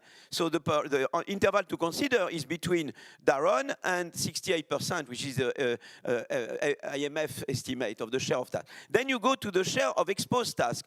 So what he does, he said at today's cost, only 23% of visual tasks exposed to AI would be profitable to automate, okay, using AI. But in fact, it's assuming away the fact that there is technical progress. Maybe today it's not profitable, but because the cost will be reduced, there will be a cost reduction over time. More tasks will be profitably. And there, in the Svanberg et al. Paper, proposes 3 scenarios: an annual cost reduction of 10%, an annual cost reduction of 20%, and an annual cost reduction of 50%, and leading respectively to 30%, 50%, and 80% of visual tasks exposed to AI in 20 years. You see what I mean? And so the interval to consider is this interval, not 23%. And besides, Daron focuses on computer vision, but the progress in the field of computer vision, which is the red curve in the middle, has not been as spectacular as the recent advances, for example, in the capabilities of understanding writing or language and other things. So it takes a task where the cost reduction is even less than in other tasks, okay? So what I show there is a lower bound in a sense. You see what I mean? You are not only you don't take into account the cost reduction, but besides you focus on the task where cost reduction is not the more pronounced. You see, the most significant. Okay, so then you get to the labor cost savings, and the labor cost savings. What Daron does, he does an average between the paper by Noy and Zhang and the short-run effect of Brynjolfsson. You remember when I showed Brynjolfsson, I told you it was 14% in 1 month, but right away after, it's 25%. What Daron does there is to make the average between Noy and Zhang and the 15%.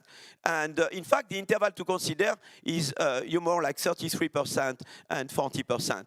And at the end of the day, you get an interval between 0.0708 and 1.24, and the one that we believe in, and what we argue in the paper, would be that the reasonable median would be 0.68. And that's very interesting because it's essentially 10 times as much as what Daron projects, and it's very much meets, it's in line, it's the same order of magnitude of what you get with the extrapolation method. You see, so that shows a significant growth potential of AI, and here we just look at AI in automating tasks in the production of goods and services. But remember that AI also automates the production of ideas, and then we don't know about that. So in fact, the thing would be not only like this. If it was only goods and services, it would be a 10-year, it would be my red line. You see what I mean? It would be what you have, should use it, if I point the screen, doesn't matter. If it was only goods and services, it would be this. But in fact, because you also automate the product, you make the innovation technology more efficient. Ideas become easier to find, not harder to find. I never believed in the harder to find, by the way, but even less with AI, okay? And so what you get is this increase in growth, okay? And but now that's the optimistic side. So I believe the technology itself can deliver enormous growth potential. The barrier is competition. In joint work that I did with Pete Clino, Timo Boppart, Yui Lee, and Antonin Bergeau, we looked at the evolution of average TFP growth, okay? And we realized that, you know, that's the upsurge of TFP growth, of average annual TFP growth in the US. That's the IT revolution. And then it went down. And it went down because it's very much in the IT producing sector and the IT using sector. And what happened is that since the year 2000, entry went down. So what happened with IT is that with the IT, you had the emergence of superstar firms, Google, Walmart, Amazon. They first carried the growth process. They pushed the growth in the US. But eventually, through merger and acquisition, they became tentacular, and they ended up inhibiting entry of new firms. And the problem you have is that in AI, we know the upstream segments of the AI value chain are already dominated by large firms. The cloud is dominated by 3 superstar firms, Amazon, Google, Microsoft. You have only one big actor, GPU, on the market for graphic. So it's important to adapt our institutions. So my view is that AI has a high growth potential, but we need to adapt our institutions to avoid what happened with IT, and we need to move to a much more dynamic competition policy, where when you decide whether or not to allow for merger and acquisition, you not only look at market share, market definition, you look at the effect the merger would have on future entry and future innovation. We have to extend the Digital Market Act in Europe to encompass the cloud and all the segments of the AI value chain. We need to have open source. We need to do all what we can to have competition. Of course, equally important is to follow Draghi. I know you talk about Draghi. We need not only, and that's what the report says, and I will end up there, you need only not adapt competition policy, but you need appropriate industrial policy, which is a pro-competition industrial policy, but you need all what Draghi talks about, where Europe is lagging behind the US. We don't have a proper research system. We have ERC, but apart from that, we are well below what they have in fundamental. We don't have anything approximating the venture capital and institutional investors, and we don't have any DARPA in Europe, with nothing that approximates a DARPA. And that's what Draghi says. I don't know if von der Leyen is interested. Not yet, I don't know. My fear with Europe, and I will end up there, is that Europe only acts when they feel a sense of emergency, COVID, Ukraine. But they should feel a sense of emergency that we are losing to the US and to China when it comes to breakthrough innovations, in particular to AI. Thank you very much.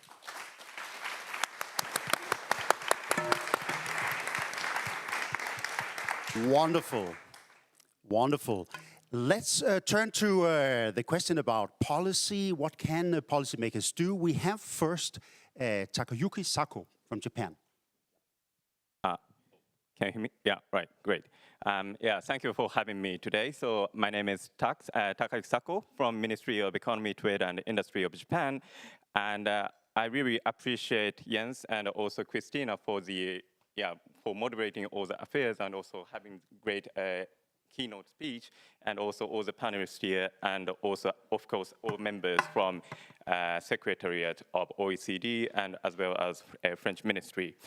And shortly about my ministry, so our Ministry of Economy, Trade and Industry is relevant to French, French Ministry of Economy, Finance and Industry, but unfortunately we are financing the word finance, so we cannot so much make investment in AI, so it's quite unfortunate. But so we are quite, so that was it. But to be honest, having just like the list of panelists and also the participants, I was quite nervous to make just presentation because I'm not neither the expert on macroeconomics or neither like experts on reskilling or human talents. But I'm from the community of just AI, so want to illustrate what I can want to contribute to the discussion with a inductive manner, so to speak, making a concrete presentation what Japanese government is doing in the field of AI. And so having said that, just two disclaimers. as a Japanese bureaucrat. So one is my view doesn't represent the view of the whole government, of course, and it's quite personal, and nor the view of my ministry. And the second is I really feel sorry for my poor English talent, so if you cannot hear me, so please let us know. So, oh yeah, so I think I have been missing my equipment here. So let's go. Oh, time around here. Oh, thank you. Yeah, you know, I was faceless, but you can see my face here. Yeah, surprise. So just before, just for safety, before running up time, I want to make things concrete, or just want to highlight 3 items in advance. So one is number one. So Japan is already aged society, not aging society. So we have to leverage AI to make the to maximize the opportunity of Japanese society. And number 2 is that I think we have to tackle with this AI adoption from 2 perspectives or 2 ways of vectors, saying one is adapting AI to the society, but another is to adjust society to the AI. Meaning we have seen this great panel or great keynote speech by Kristina saying that we have this gap between stakeholders and technology itself, and it is also true not just with it's also true not just with like companies, but it's also true in the case of governments. So we have to be also agile in adapting or to get used to this technology. Having said that, so my 3rd point is that on just for just 2 purposes, we are leveraging currently our policy effort. So on the first pillar, so we are like encouraging Japanese AI startups to deploy AI technology into society. So this is number 1. And the second one is we are also working hard to coordinate this is also the the answer to your second question, meaning how the government what can government do in the field of AI adoption. But it's also true that the governments or it's also our responsibility to coordinate all the stakeholders in the society. So it's with that, I mean, especially when it comes to, for example, reliability effort in the administrative and or civil and so on, we have to also coordinate or best allocate the reliability among stakeholders. So this, and on the consultation with a variety of stakeholders with there. So this is my just conclusion, just in advance. And with that, we'll just go into details, but yeah, so as you can see here, so already, so Japanese population is decreasing. So from 2010, its population, the gross population is already declining. And when you take a look at the right-hand side, you will see, so this is the current status or the current status of population pyramid of Japan, and we can already expect in the year of 2045 this. So we have this aged society. So meaning we have, so it burdens. I want to be correct here, but there is lots of aged populations there. So we have to mobilize the young workforce and to be competitive, but also, of course, this technology of AI. So so this, and we are actually advised from OECD either and to invest, to make more investment in climate and also the technology exploring business dynamism. And yeah, and so let me just finish with this pillar here. So one opportunity is, so this urgent necessity to improve labor productivity in Japan. And the thing, also the another item is that we have just competitive industries on Japanese soil, and which is based on just rich data housed within our each industrial sector and also within each entity. So we have to take leverage this data in the era of AI. But on the other side, we have also challenges. So one is, it's also common in other parts of world, but we are lacking in digital talents, both in service users, service providers, and also users, so end users.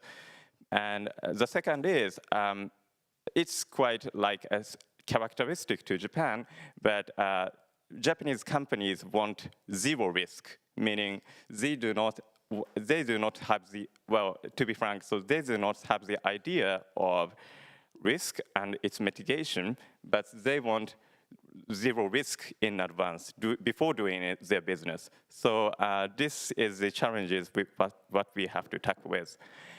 And so having said that, we can just move to the next one. So I just want to illustrate what we are doing in the field of AI. But so as the head, we are, so to speak, our ministry is just one pillar of, or one ministry among other many ministries in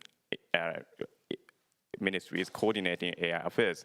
So it's also but true in other countries, I suppose. So, so as the head, we have this AI Strategy Council, so which consists of 8 members from academia, civil societies, and industries. And under that, we have just a CISTI, so short with CISTI, and Council for Science and Technology and Innovation, which is, I think, you can compare it with a US OSTP.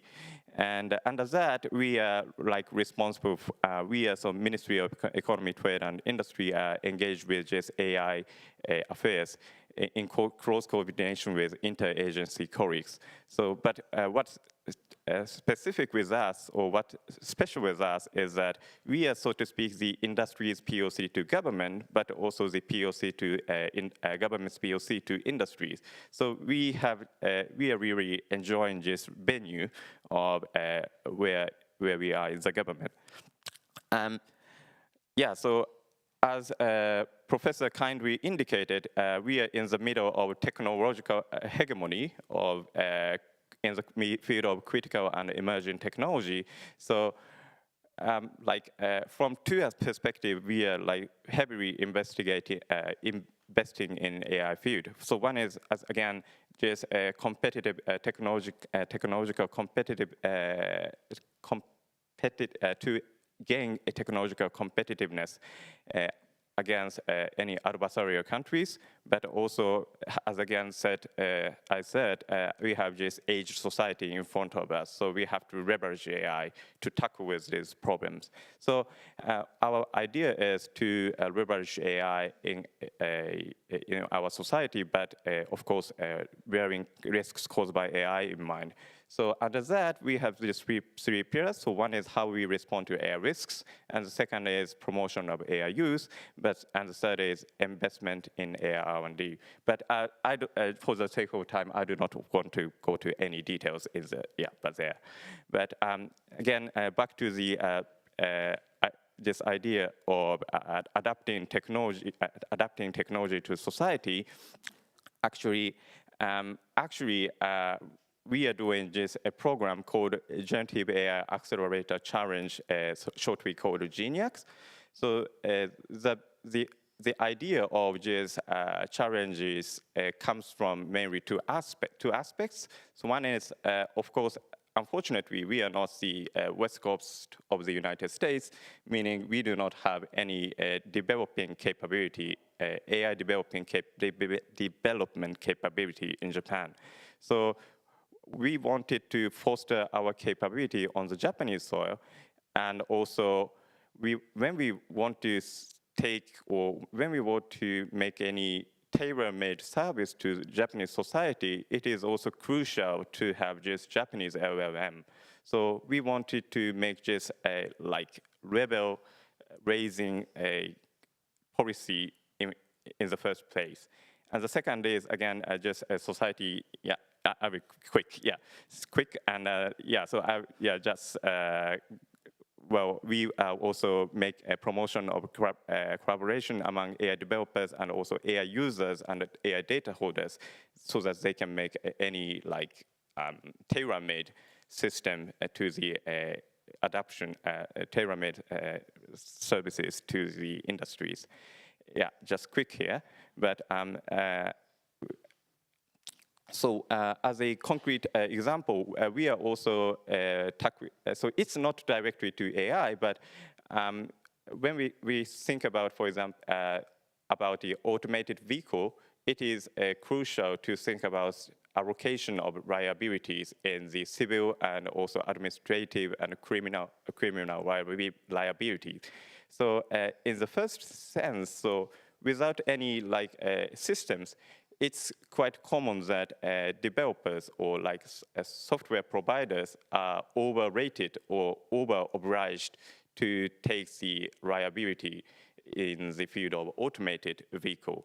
But it really, it is really burden for the innovation. So what we are doing is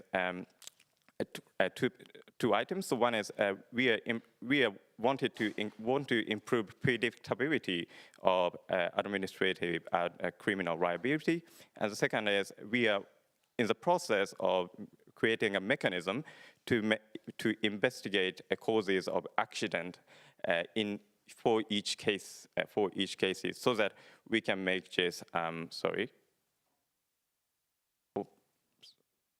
so we can make this agile governance within our government either. So with that, sorry for taking time, and want to get back to you. Thanks, Jens.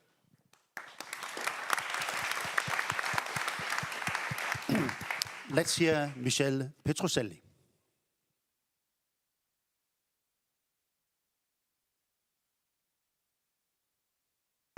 Thank you for inviting me in so important panel. And as my Japanese colleague, I want to try to bring here a different point of view, the point of view of my work, that is to deliver AI solution. And so we have the problem to deliver AI solution inside an organization. So starting from that, I'd like to try to analyze how the generative AI especially can involve tasks in different way. So this is my very short agenda, a few slides, don't worry. And starting what we already know, already heard about that we have weak evidence between the correlation between generative AI and productivity. For sure, if you use ChatGPT or, I don't know, Copilot or something like that, you can see that, okay, sometimes it seems that you have stupid colleagues to work with, but a lot of times you can see that your productivity can grow up. But in numbers, we can see that. Why? Probably there are measurement problems. We are not measuring exactly the AI impact. Or perhaps there are, we are talking about a technology that is in a very early stage, so we have to wait to understand. But a part of the problem is the organizational impact of that use. And in literature, it's very easy to find out that we need to focus on three big elements to understand that. And it's what yesterday we pointed out in all the panels, we need that business processes and individual workers' task matches. And you need so an infrastructure of data, of technology, but also skills and leadership, a different governance system. To explain that, I want to show you this chart. It's a matrix. It's a Gartner research. Because we usually think about technology that can cover and automate action. So you have a process, you put automation inside, and you get productivity. That's obviously true, but generative AI can do two different things. Here it's called experience compression and augmented human skills. That means that you have gaining in productivity only in the deep productivity zone. What does it mean? That here you can find two dimensions, the complexity of the role of the job and the expertise of employees. So if you're out of that area, probably you are not going to get any advantages from AI. Imagine the yellow dot, low expertise and low complexity in jobs. And imagine, for example, taxi drivers. A few years ago, to be a good taxi driver, you need a lot of experience, because you have to know the routes, you have to know the rush hours, and so on. Now you need less experience to do that, because you have technology that can do that. In a way, technology make the knowledge that is inside people outside, tacit knowledge become explicit knowledge. And that's one area. So for the expert one who have a not so complex role, they have no gain in productivity. Probably you have less productivity over there. In the top position is the skills magnification, and this when you use artificial intelligence and you can put there your experience. Imagine a software developer. Okay, you can ask to ChatGPT to create a code, but if you want to modify the code or to fix it, you need knowledge and experience. So, and that's also with data. You can analyze the data with artificial intelligence, but if you have a high expertise, you can really understand that. So that's the first problem. What's happened for who is out of this area? Probably giving them artificial intelligence, we are not gaining any productivity. The second point is, in a way, we talked about the space of productivity. Here I want to talk about the time of productivity and the pace. Kristina already told about the pace of innovation, but I think that an innovation to become effective needs some other layers under it. And here we can arrive to the second Jen's answer about the government role. Because, okay, the pace of innovation is very fast, we know that every day we have new inventions. Now it's innovation, new products. It's impossible just to know all of them, to understand all of them. And to use all of them. In the past, there was, in a way, a technology leader, a company that is the best technology, and you just can measure your distance from it in terms of technology, in time, or just in amount of capital you have to invest. But now innovation is, the time of innovation is day, in a way. But then there is the time of business, because firms need time to make the innovation become products or business models. And so it can be measured in months, probably, sometimes years. the organization problem. But we have other layers. It's a revisitation of the brand's layer, pace of change. And imagine the infrastructures or the education. You need decades to build them. And the problem is, if you have to imagine a so fast innovation, you have to build an infrastructure that could be good for future innovation. Or education is a part of the infrastructures. Then the culture, and at least the slowest is the nature, so the impact.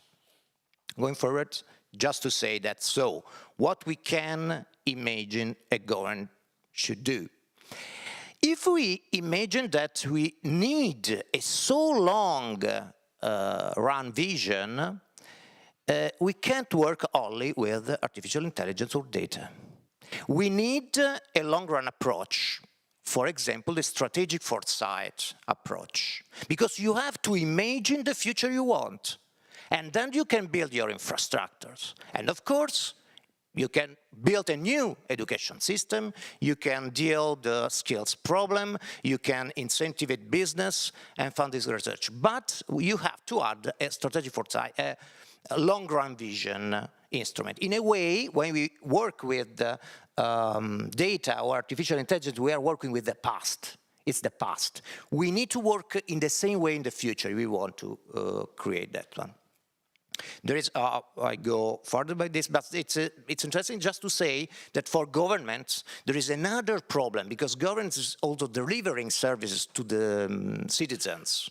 And we need a new framework. And here you can find a new framework, a post-digital framework. And the empathy, the capability to anticipate citizens' needs, it's one part of this. And artificial intelligence can make us do it, and also personalize the services. That is impossible without it. But you have to measure your value and the feasibility. About feasibility is not only a technical, yes, I conclude, a technological feasibility, but also a cultural one inside the public administration, but also inside the citizens. Here you find, just to show you, in Italy, we try to do a policy mix like that.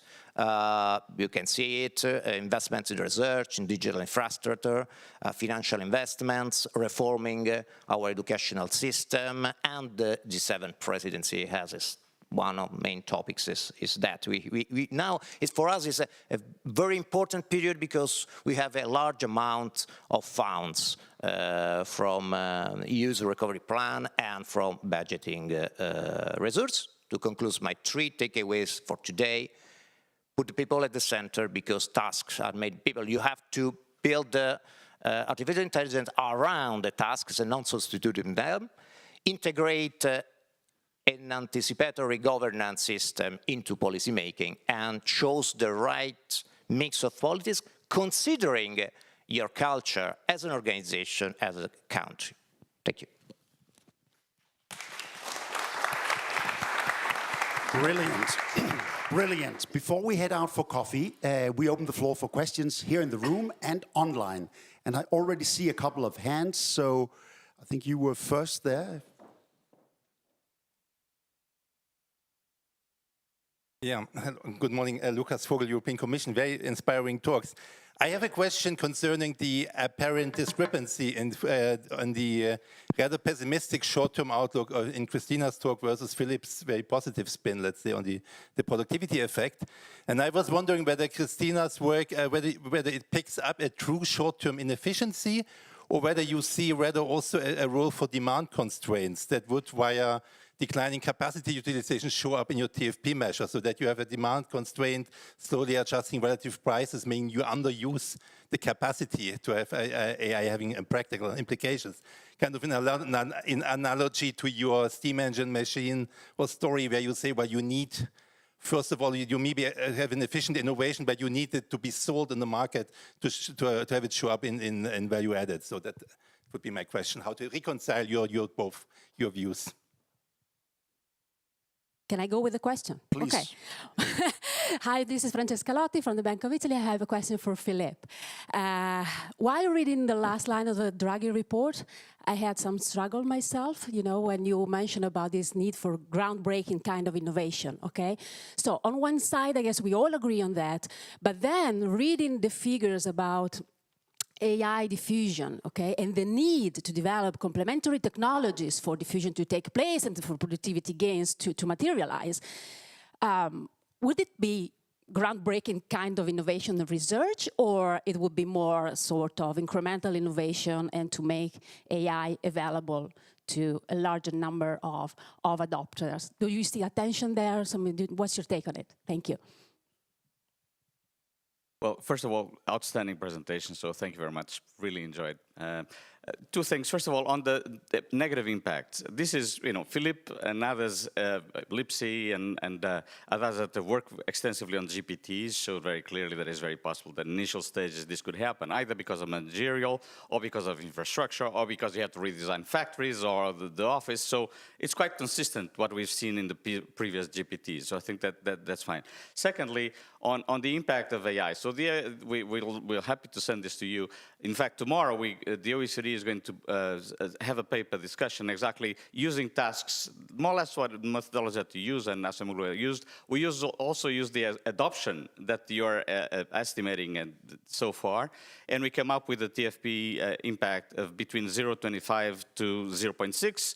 But could be enhanced if we have robotics, in particular, so we look at adoption, we look at extent of AI, and we look at different tasks and see what could happen in the future, including with the adoption of robotics in areas like agriculture. So, and that, the impact would be bigger. But I just want to finalize something on competition, because this is exactly what we were discussing yesterday.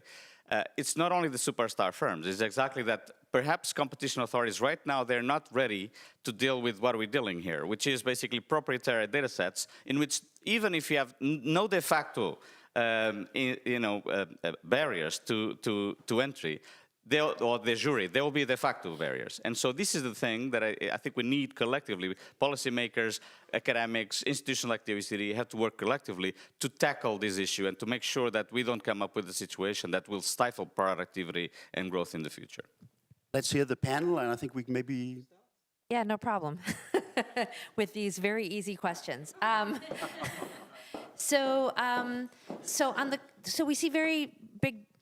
So the question about the barriers to this and how it's going to unfold. My colleague and co-author Eric Brynjolfsson has this lovely paper on the J curve, and I think what we're seeing at the micro level is what they identify at the macro level. This is also with Dan Rock and Chad Severson, where we see a dip before we see an increase. And what I'm identifying in the data is this downward dip that we hope will J up in the long term. And the closing this gap has, I think, many ingredients. If you're going to ask me, is it demand or supply, or is it this or is it that? I'm going to say yes. I think it's multi-pronged, and we have to deal with this from a variety of perspectives. But I'm optimistic in the long run. I just think we have to keep the heterogeneity and the unevenness in mind. Just a brief point on this question of competition and this question of dynamism, because the other thing that we've been worried about for a long time is decreasing dynamism in the economy with the lack of entry of new firms. And one of the interesting things that I've discovered in my work, it's about to come out in management science really as soon as I get the proofs in, is that the cloud transformed the entry and the survival of young firms. And so the change in the infrastructure, and I wonder if we might see AI as a service, as an outsourced, open source technology would be very available to firms in a way that we haven't seen before, and that could really transform what we see with young firms. Keep in mind, when we look at the impact of technology over time, we're looking at the survivors, and we have to be very cautious about what happens to that creative destruction at the beginning. And if we're taking firms out of the mix, we want it to be the low productivity firms, not the rising stars of the future who just took a bad bet. And thinking through outsourcing and open source We have a lot of great innovation in Canada as well in AI, and a lot of this is moving towards open source models that are available to more firms, even if we still see a lot of this initial activity in the big private superstar firms. Maybe I will add. So, I'll be very curious to see how you found the negative effect. I was looking at the effect on TFP growth. So I'd be very interested to see a paper that shows a negative effect on TFP growth. I would. That's why I'm eager to see what you've done. I'm not. It's preliminary. Because even Daron, who is very pessimistic, he predicts a positive effect of 0 plus 0.7. So and all the studies. I'm very I really want to see because also firms. You saw the example of that firm. That Eric worked. This top firm. They had an immediate jump of activity. I organized a session in Aix-en-Provence on AI. I had various startuppers or entrepreneurs and all claimed a very fast positive effect on productivity. And that's, by the way, why also employment went up. Because why employment went up and not down, as some would believe, is because you have the substitution of AI for manpower, but on the other hand, firms become more productive. Because they become more productive, they become more competitive. Therefore, they have a higher demand for their product, and therefore they employ more. So and we also found, and I could not show that, a positive effect on employment. So I'm very curious to see, but I'm also happy that you find order of magnitudes closer to us than closer to Daron, whom I like very much. He's my great friend, and we work a lot on green innovation these days. The second question you asked me, I think in the report we exactly emphasize the need to, of course, we have to boost research in AI in France, for example. It was a report from France, and of course they're so badly underpaid that the good researchers, they go to the US and they work for Google, okay? And we would like to foster also public research, public-funded research on AI. But as important is diffusion of AI in the whole economic, system. And that also is, I believe that, succeeding in, getting on the train of the AI revolution means not only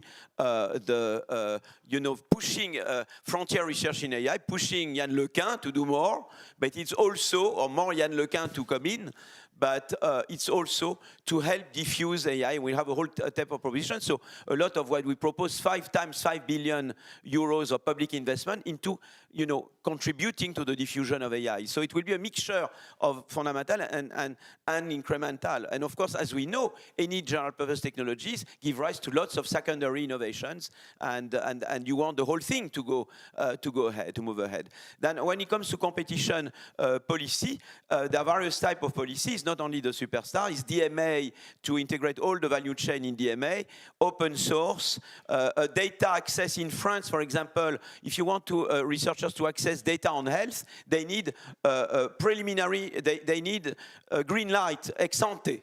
And we want that to be replaced by an ex post. You see, to the RGPD more in the spirit. You see, I mean, the Commission Nationale de l'Information et Liberté, you needed a green light from them ex ante. That makes life particularly hard for the small. And also, you touch upon an important debate on regulations. We need to regulate AI because you need to regulate any new technology. There can be lots of abuse of AI. But if you have too many regulations, it hurts the new entrants particularly. So you have to be very careful that there is a danger of having by too many regulations. That also will contribute to reducing competition. Let's hear our virtual audience if there are questions there. So we have some questions from the online chat. These are, what can slow integration of AI into management strategies, as we've seen some presentations? Is it lack of trust and reliability or low management skills, especially in SMEs?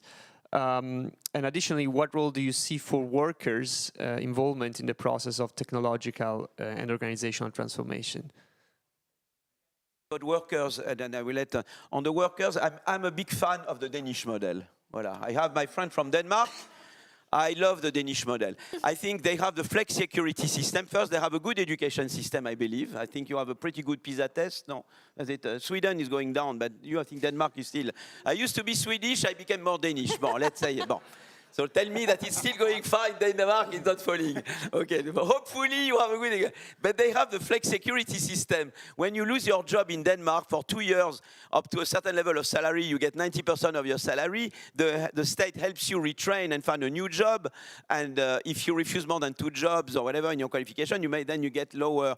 It's a fantastic system because my colleague Alexandra Roulet, who is not here, my inside colleague, and she advised Macron for 1 full year.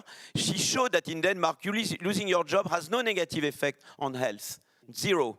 Whereas in the US, you have the death of despair of Anne Case and Angus Deaton. So you found a system to manage creative destruction, to harness the power of creative destruction and to harness the power of any new revolution without damaging, the health of employees' health, without having any. So that allows you to become more innovative and not become less protective, because there is always the sense that you can only become more innovative if you become less protective. But I think the flex security system, which I would so much want France to emulate, for example, has this fantastic characteristic that it facilitates creative destruction without damaging, employees' health and without putting stress on employees. And I think that's what, for example, and I think for AI, we need, if we want AI, because AI, we know some jobs will be destroyed by AI. AI globally seems to have a positive effect on employment, but not uniformly. There are some jobs at risk. So that's where you need a flex security system. You see what I mean? So it's exactly, again, the same conclusion. AI has a big growth and employment potential, but if you want to harness it, you need to adapt institution. Competition policy, good industrial policy, Draghi, but also have good flex security institutions to maximize the employment potential of AI. That's my... I wonder if we should hear any reflections from Italy, Japan? Yes, two things. The first is that, okay, we are quite sure that artificial intelligence is going to create more jobs than the ones destroyed, but the problem is where and with which skills, because if we have a decrease of jobs in Europe and an increase in the US, it's still a problem. And then the other is the skill gap, of course. But here you need, looking at the chart I showed you, who are the champions in that area? Yes, of course, the high-skilled people with high important rules, but also the low experience with the technical skills and soft skills, as we told yesterday. So we can use artificial intelligence also to help people to change their work.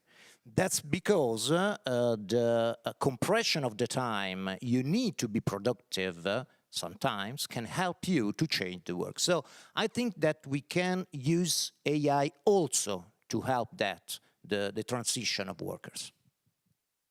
Perhaps a last word from Japan. Yeah, so on just one thing. So on how to integrate AI to business. So, well, I want to be enthusiastic like professor and also to colleagues from Italy. But before jump into just AI technology, it's also important to make a data-driven business in advance. So you have to have just data set beforehand, and with that, you can have just enough, you can take leverage of AI in enough amount. So that is something that I want to say, but yeah, that's all, thanks.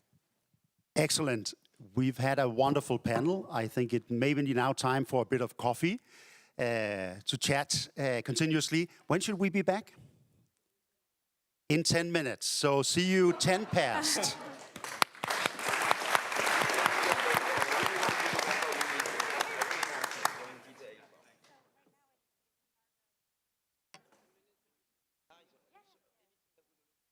How you do?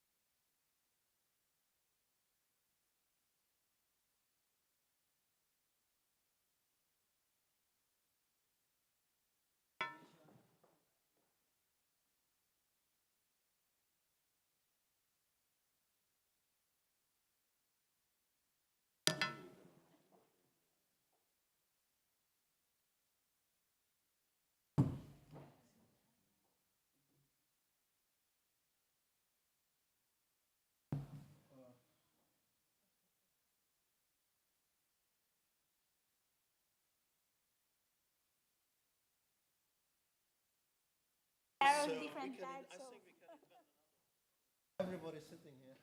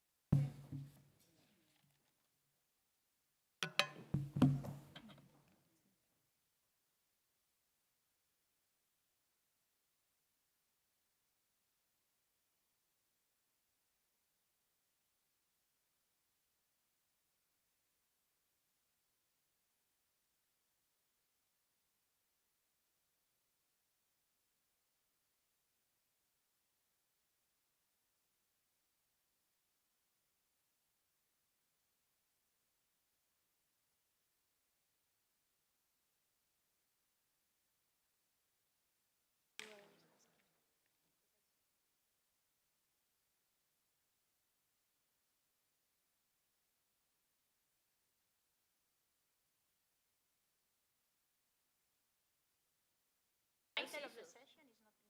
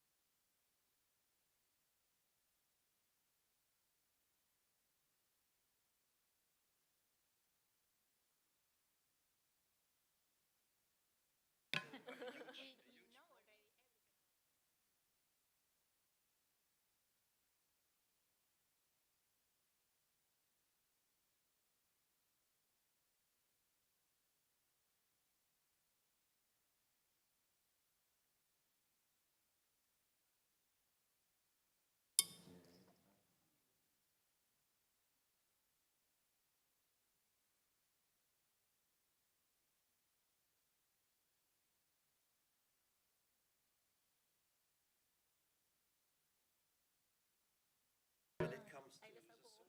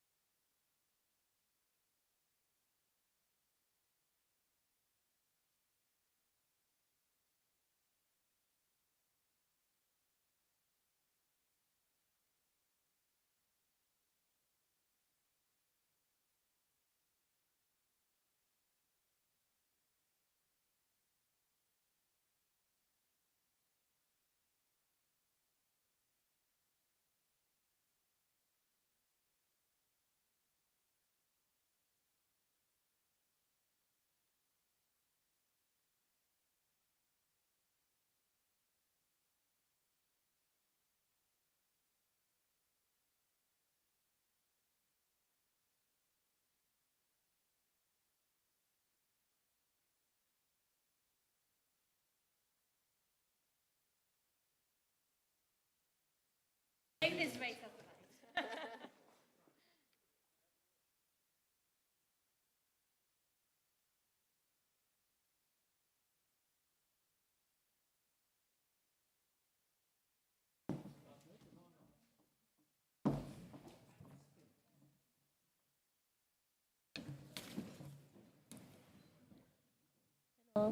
Thank you very much.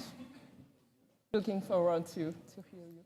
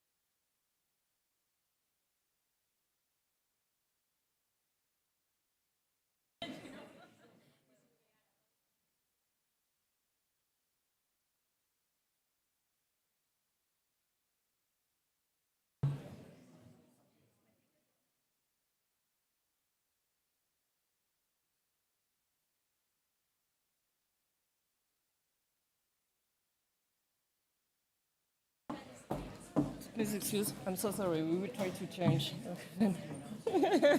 Oh yes, of course. I will tell them. Yeah.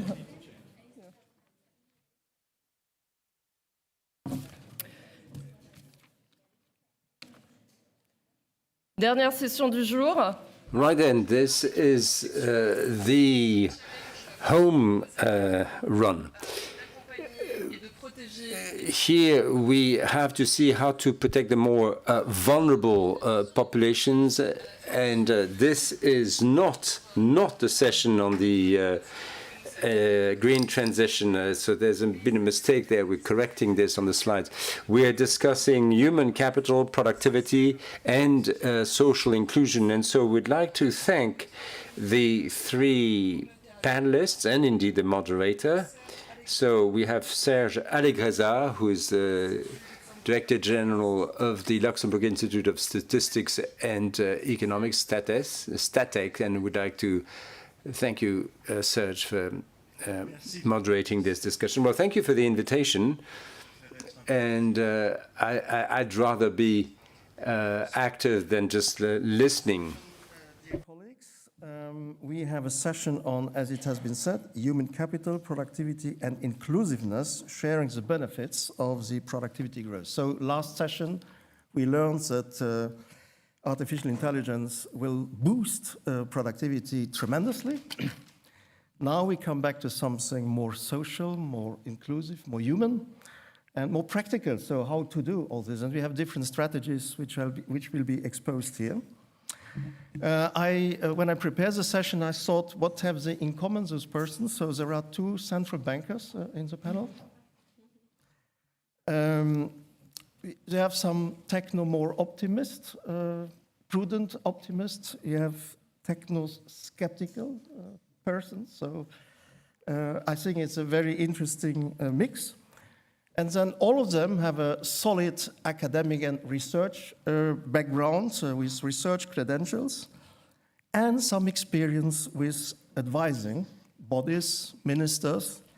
And I can tell you from my experience, the second job is way more difficult than the first one, because making some econometrics is easy, but explaining it to a minister and to see how you can apply it, it's way more difficult. So we will proceed as it is in your booklet. So we will start with Richard Samanthe. He is director of the international of the research department of the ILO. He served as a founder of the chairman of the Climate Disclosure Standards Board, as managing director of the World Economic Forum, Director General of the Global Green Growth Institute, and as I told you, he has some experience with advising the US government. Yesterday, when I prepared this session, I came across the book that you have published last year, at the end of the year, with the ILO. And the book is Human-Centered Economics, the Living Standards of Nations. It's free of charge. You can download it. It's very interesting. it's a textbook going back to Adam Smith, etc. So rewriting a better textbook for economists. So I think it will be highly interesting. Mr. Samans, the floor is yours.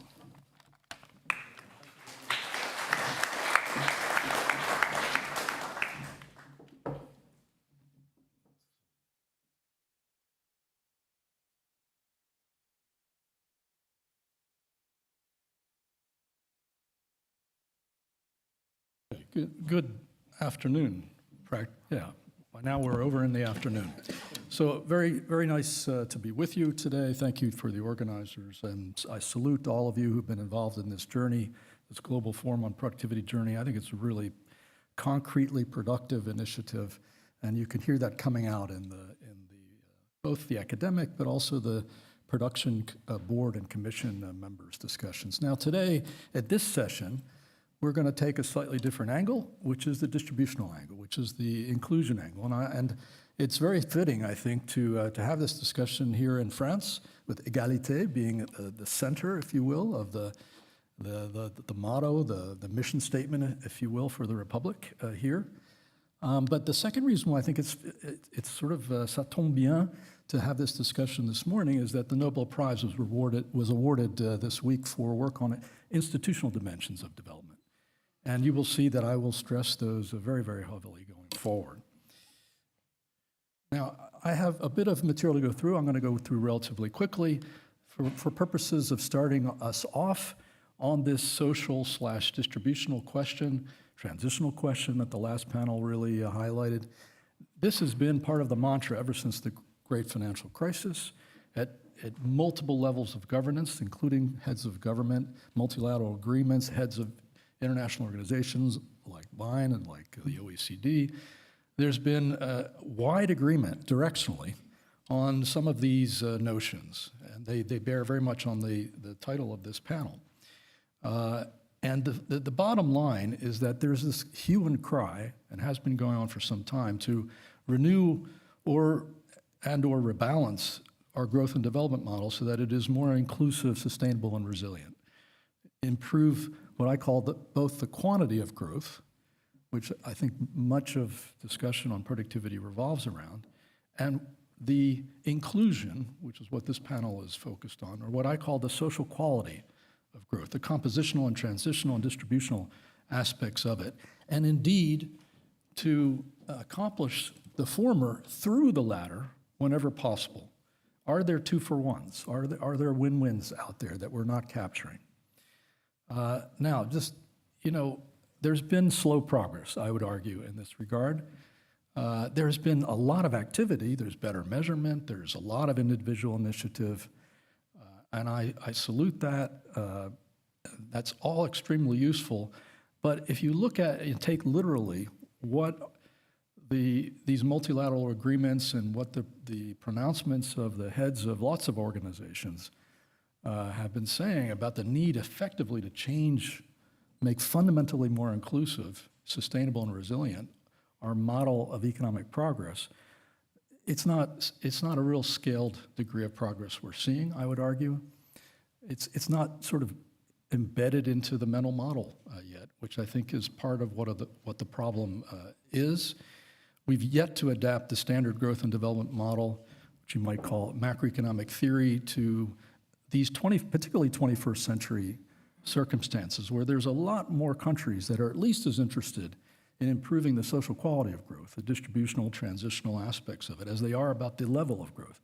Yes, the level is very important for the bottom line, if you will, the progress in living standards, but it's not sufficient all the time. And you need to be deliberate about that, intentional. And I submit in this book that you kindly refer to is that we're in a bit of a doctrinal cul-de-sac in this regard. It's analogous to, but obviously very different from, the one in the 30s where macroeconomists were struggling. They were dealing with an acute crisis. This has been more of a slow burn, where we've been having a difficulty adapting the model in the way that societies, humanity, our political leaders have been saying on a scaled basis. Now, let me, since this is a productivity conference and the last panel was on AI, let me quickly indicate, stipulate that the AI revolution is going to make this question even more important.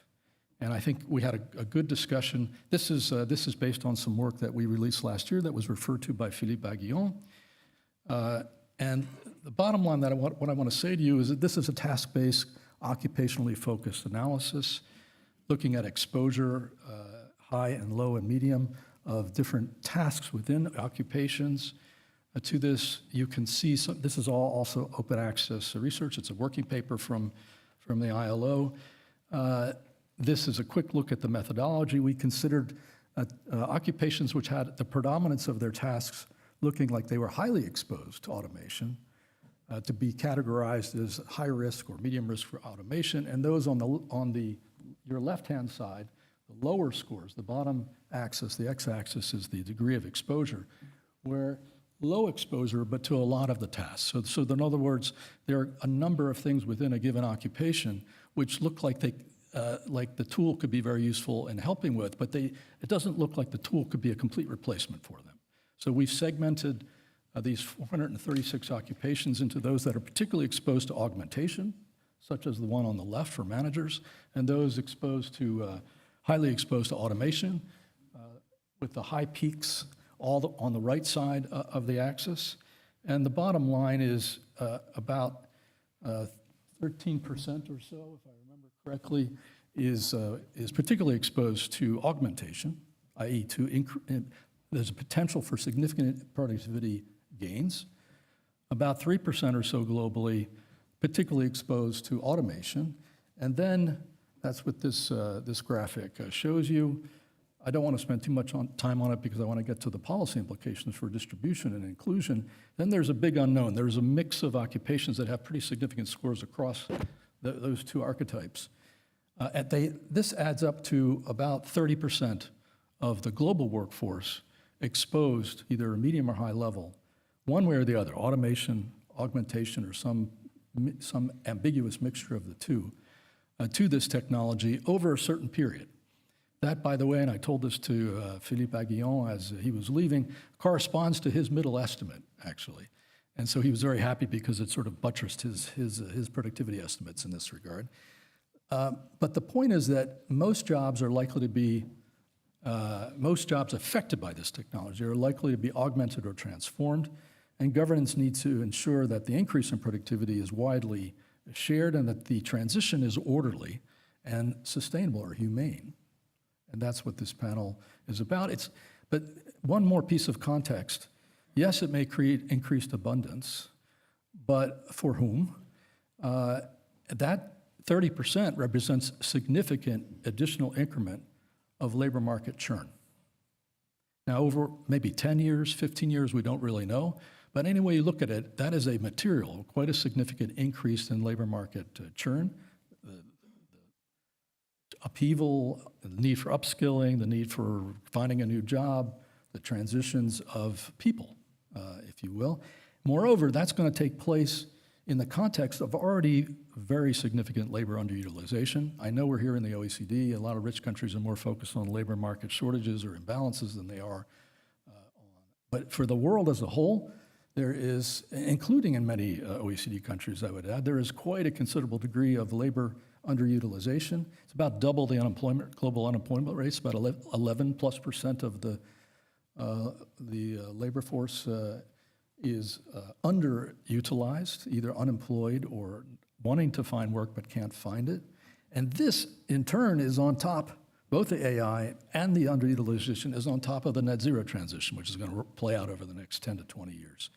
So you're talking, I think, as policymakers, about a very significant additional degree of churn in labor markets that we need. And that's why this topic, which the Global Forum has put on the agenda, is so important. And I pose the question in this book, is our standard production or GDP-centered mental model of growth and development fit for purpose in a period that's coming our way where these transitional and distributional considerations look like they're going to be even more opposite than they have been previously? The book, by the way, there's a synopsis with a link to the ebook, the open access ebook version on the side there on the table if you want it. Bottom line is that the book argues that macroeconomic theory and policy practice needs to be rebalanced between production and distribution considerations, and that means between markets and institutions that are extremely important in enabling distributional transitional considerations. And that means between the top line of economic progress, I call the top line, which is GDP growth, and the bottom line. Most people, which is household living standards, progress, broad-based progress in household living standards. Economics is not the purpose of economics is not just to create more stuff. That's a means, that's a necessary means. Growth is extremely important, particularly for poverty reduction. However, that's not the end purpose of economics. The end purpose is to improve the material well-being of our societies as broadly and as sustainably and strongly as possible. But if you look at the standard mental model that we have and are taught in our economics curricula, it's really focused on that aggregate production function set of how you optimize the resource allocation and the capital accumulation in the economy to improve production. That's, again, I stipulate, that's extremely important, but that's not the entire story. And the institutional dimensions that I'm glad to see the Nobel Prize recognizing this week, that weigh upon how broadly diffused the benefits of that growth are in terms of people's living standards, particularly at the median, at the household level, is absolutely important and has been structurally, chronically underemphasized. Now, what the book does is try to create a simple model of that. In order, if we're going to systematize our consideration of institutions in our mental model of growth and development, we need a model for that ultimately gets you to the policy drivers. And so I've just created a simple model of household living standards, these 5 dimensions on the screen, and I've further stylized the data, the empirical data we have on outcomes in household living standards into what I call the social welfare gap of economies, namely the distance to the frontier of countries in these various dimensions, these 5 dimensions of living standards, and some of the very salient policy factors that go into them. And I don't have time to go through all the data in the presentation. There's some of it in the book in terms of what I call reference ranges. But suffice it to say, there is an extremely large variation within the same income category of countries at the 4 World Bank levels of economic development: high, upper middle, lower middle, and low income countries. There's very wide variance in the performance and household living standards among countries at roughly the same level of economic development. That points to that policy space that's been underutilized in some of the institutional areas of strength and policy incentives that matter for this stuff. It comes up in lots of discussions ad hoc, but we haven't thought about that as a function, as a systematic set of factors, which is what this simple model is intended to do. You'll see at the bottom of the screen that the variance is between 3 and 6 times between the low value for the same group of countries by income and the median, and as much as 2 or 3 times between the median and the 80th percentile. That suggests that there's unutilized opportunities to strengthen policies, and I list some of them here. What I mean by institutions is norms, policy incentives, and public administrative capacity in some of these areas in the first bullet that really bear upon distribution. Now, the point I want to particularly make to this group is that many, if not all of these, have within them a 2-for-1 potential. They're also potentially important determinants of improved growth potential or narrowed output gap. And it's logical. If you invest more in skills, you're improving labor productivity, generally speaking.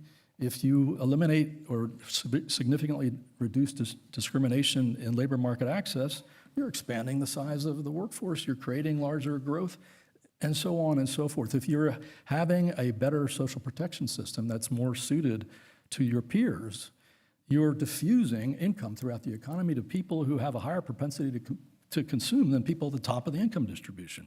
That expands aggregate demand, boosts the incentive to invest, and strengthens incentives for growth. So there is a lot in this institutional ecosystem which I call an economy's aggregate distribution function, which can yield a 2-for-1, both better increased growth on the one hand, as well as better diffusion of the benefits of that in a way that is a positive, virtuous circle. I'm not suggesting that all of them, everything you do on these things is a 2-for-1, but I am suggesting that the economics profession, both academic and policymaking, hasn't really attacked the issue from that angle, systematically trying to see where are those positive sum game opportunities.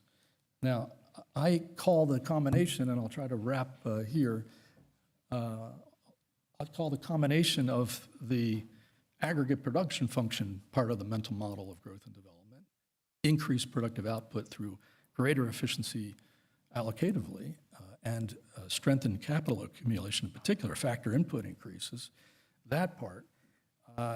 The counterpart to this institutional ecosystem, which I call an aggregate distribution function. That's displayed in shorthand on the screen in notation.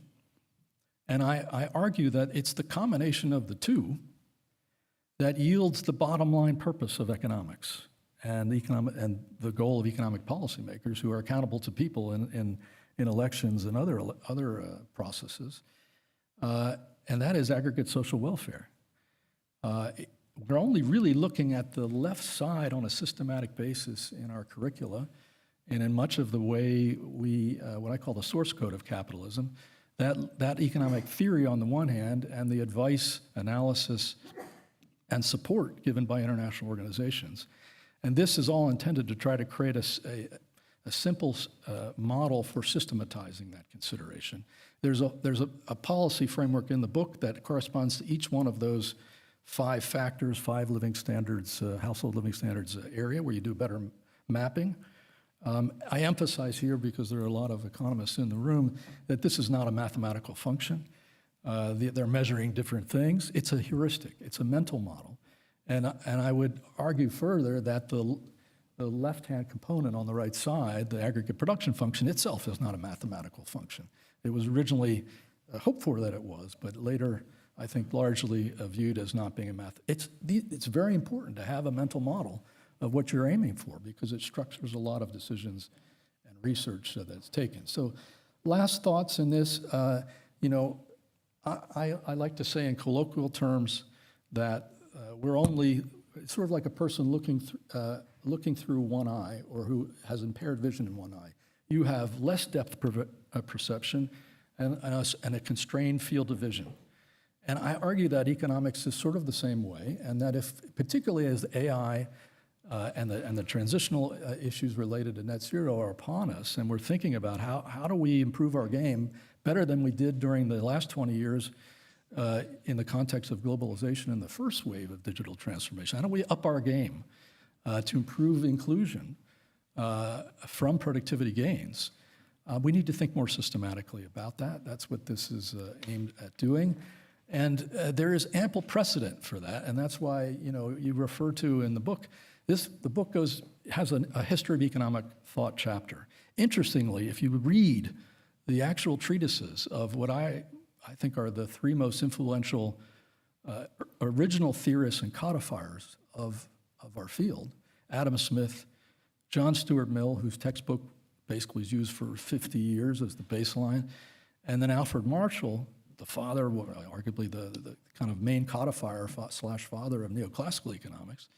They all, if you look at their work, had a 2-lens view. They were arguing not only for improvements in the functioning of markets, which is what they're best known for, but they, chapter and verse, went through many of these areas of policy and institutional strength that I just went through, saying that actually as they were all moral philosophers before they were economists. They said that the ultimate goal is the material well-being, the betterment of the human condition, and you need both improved markets, but also clearly deeper, stronger, continuously improving institutions, mainly but not only in the public sector. So I think we're on safe ground to move in this direction, and I'm so happy that the organizers have chosen to include this in a discussion, a mainstream, you know, discussion about productivity growth. Thank you very much.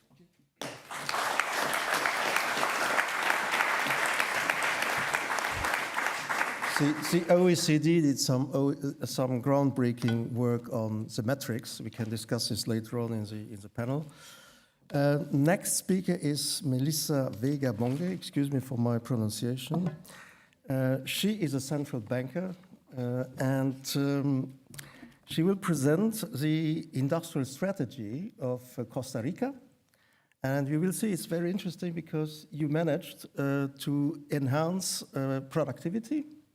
And I think it's very appealing for small countries. So I have some questions coming from a small country on the strategy on attracting foreign direct investment. So please, take the floor.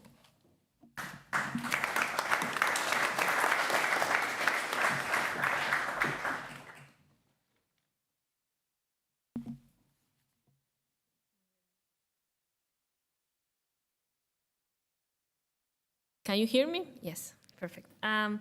First, I would like to thank the organizers to give me the opportunity to participate in this panel. Today, I am going to talk about the interplay of human capital development, inclusiveness, and the trade strategy that Costa Rica has followed over the past 30, 40 years that has been focused on attracting foreign direct investment. This is just the normal disclaimer. The views that are expressed here are those mine and not necessarily represent those of the Central Bank of Costa Rica. Just to give you a general brief picture of Costa Rica, Costa Rica is a small and open economy that in the last 5 to 10 years, maybe just excluding the pandemic, has shown an important progress in several macroeconomic indicators. For example, last year, our annual growth rate of the GDP was about 5%. Our unemployment rate right now is the lowest one that Costa Rica has had historically. And basically, we have inflation under control. We said that maybe we want inflation a little bit higher right now. Compared to the size of the economy, also Costa Rica receives an important flows of direct investment. However, I think that the country still faces important challenges to continue improving the living standard of the Costa Rican people and to make sure that everyone, especially those disadvantaged groups like low-skilled workers and women, will be part of this progress. For example, we still have a poverty rate that is around 20%. And in terms of education, historically, Costa Rica has been characterized to be a country of high spending of public education, but low educational achievement. That is something that we saw in our last PISA results. Part of the success of the previous macroeconomic indicators that I mentioned before, especially in terms of GDP growth and productivity, is related to the trade strategy that Costa Rica has followed over the past 30, 40 years that has been focused on attracting foreign firms to Costa Rica by offering benefits if they decide to establish within Costa Rica free trade zones. There are a lot of things that I can say about that, but I just want to highlight 2 specific facts. The first one is that we have a very diversified portfolio of economic activities within free trade zones that not only include services, that basically this is split between 10 and 12 different subcategories, but also we have food industry, medical devices, electronics, and electrical industry. In addition to that, I think that Costa Rica has been relatively successful in attracting firms with a higher level of technological sophistication in comparison with the domestic firms. For example, in this graph, you can see the technological intensity of goods exports by rigid time. And you can see here that actually firms within free trade zones tend to have a higher level of technological sophistication of the good exports. Due to their more complex processes, more and more it's more common that foreign firms that come to Costa Rica are requiring a higher skilled workforce. In fact, in several surveys that have been performed over the last years, the education of the workforce has been identified as the primary factor attracting foreign companies to Costa Rica. So what are the benefits then in terms of employment and human capital development of free trade zones? The first one will be in terms of direct employment generated by the firms within free trade zones, that we can see an important growth. Actually, the annual growth rate of the direct employment is around 11% for the period that you see in the graph. And just to give you an additional perspective of these numbers, in 2014, the employment generated within free trade zones only represent 8% of the total formal employment in Costa Rica. By 2022, this number reached the 20%. In addition to that, We also have some evidence that shows that the average salary of the workers within free trade zones tend to be higher than the average of the private sector. In terms of inclusiveness, from an inclusiveness perspective, I would like to highlight 3 different benefits that I identified. The first one will be the comparison between college-educated and not college-educated workers. I don't know if this happens in other countries, but at least in Costa Rica, there is this perception that multinational companies tend to hire only or mainly college-educated workers, but that is not the case. Actually, 82% of the multinational workers had less than a college degree. In addition to that, we have a very good paper that were developed within the department, within the research department of the central bank, using microdata and the most updated methodologies in terms of causal inference. When they show that, well, this paper is from Alonso and other co-authors, they show basically that workers hired by multinational companies on average receive a wage that is 9% higher than a contractual wage. In addition to that, something that they prove that is very relevant for this discussion is that this multinational premium is not concentrated only in college-educated workers. Actually, non-college educated workers also receive a premium of about 8%. One point here important and make concern that we can have at this point is that this benefit will be only concentrated within free trade zones or within multinational companies and that we cannot see spillovers. But actually, that is not the case. We have, as part of this agenda, Alfaro et al. In 2022, they proved that after starting to supply a multinational company, domestic firms in Costa Rica experience a strong and persistent improvement, not only in terms of employment, but also in terms of increasing their total factor productivity. So to some extent, at this point, we have very good evidence in Costa Rica that the productive linkages are of very good quality. I think that the challenge right now will be how to increase the quantity of these productive linkages. Even if we don't have causal evidence about what are the specific channels to explain why the productivity increase in domestic firms when they become a supplier, we have a survey that was executed a couple of years ago when they asked to the multinational companies how they asked first to the domestic firms how the firms prepare towards supply a multinational company.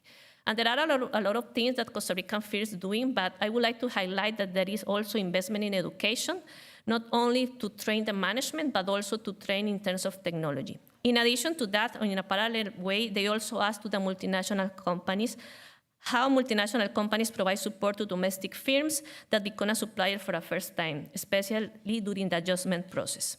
And what we can see here is there is a lot of knowledge transfer, some of them in terms of formal training, but also they are sharing guidance, best practices, audits, etc. So in terms of female labor participation, I think this is one of the main challenges that Costa Rica has right now in order to increase female labor participation. This is the most updated data, and we can see that we are well below the OECD average. When, for example, we compare the share of unemployed women compared to men, we see that at a national level that is 39%. Within free trade zones, it's a little bit higher, 5 percentage points higher. For medical devices industry, that is an industry that we have within free trade zones, this share is 50%. I think that that is very important because in the case of the medical devices, this is a high-tech and high-value manufacturing sector with a strong global female employment that is around 50%. And this is an industry that is very important to Costa Rica because Costa Rica has 30 of the 30 largest medical devices companies in the world. In general, there is a paper that was developed by the World Bank in 2019 that was focused on this gender perspective for the medical devices industry in Costa Rica. And they show that the employment tends to be characterized by high wages and permanent contracts. That is something that is very important for females in Costa Rica, especially those that are the head of the household.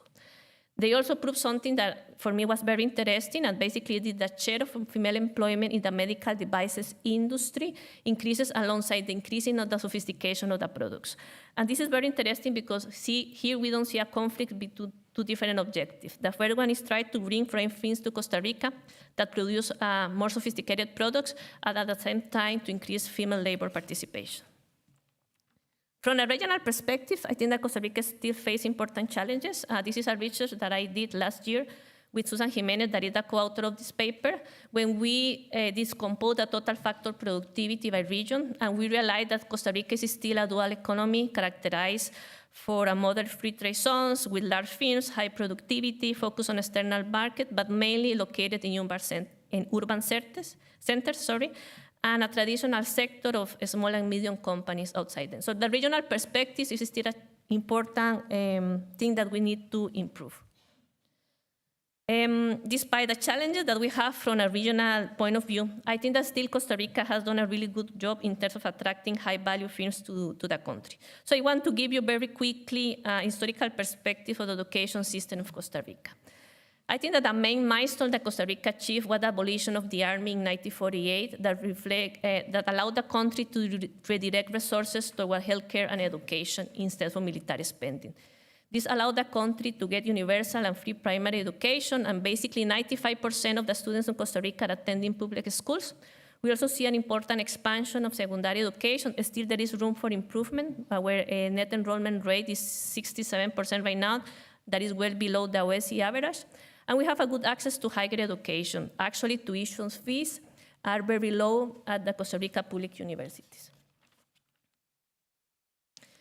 In terms of vocational and educational training, I think that everyone here agrees that the synergy between skills in high demand and BED programs is crucial to increase employability and promote economic growth. BED programs in Costa Rica have various levels. We have one that are a continuation of secondary education, and other programs that are post-secondary education. And we have a dichotomy that is still work in progress in terms of figuring out what is going on. And basically that BED graduates tends to earn 86% more than a person without a secondary education. However, only 22% of students from secondary education decide to take a technical track in Costa Rica. It's something that we still need to figure it out, how to make these programs more attractive. In addition to that, we have a national vocational training agency that provides free specialized training in several fields that include IT, languages, business services, etc. However, to some extent, this institution is a little bit rigid, so they face important challenges in aligning training supply with labor demand. One possible solution that I would like to highlight here is a small program that we have in Costa Rica that is called Empleate, that basically is a public and private alliance that provide conditional cash transfers to disadvantaged groups to pay the training costs, but also to cover the expenses. And I think that this provides a lot of flexibility because the courses are provided by the private sector instead of the National Vocational Agency. Just to wrap up very quickly, I think that these are the challenges and opportunities that I see for Costa Rica. The first one will be to boost female labor participation.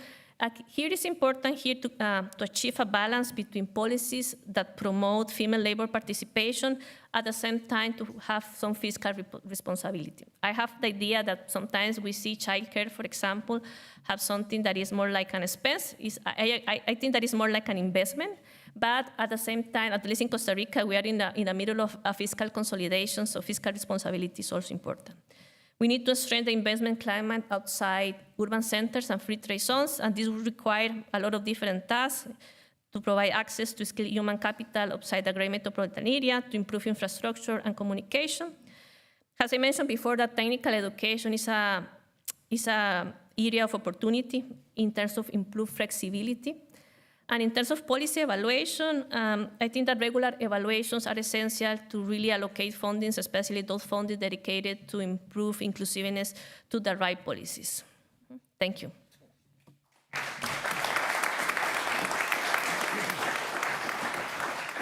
Thank you. So I distributed already some of the questions to gain some time, perhaps to Richard Samantz. You spoke about metrics, so the OECD is doing a lot of work with this well-being indicator, so perhaps you can explain how do you link this. And the second one is about this dual economy. How is the dynamics between multinational companies on the one side and the domestic companies concerning productivity, profitability, wages, etc. So I think it's important to understand.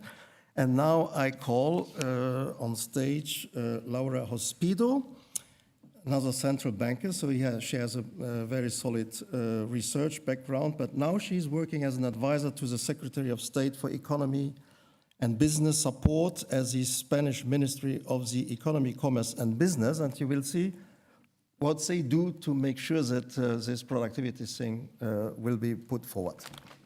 Please.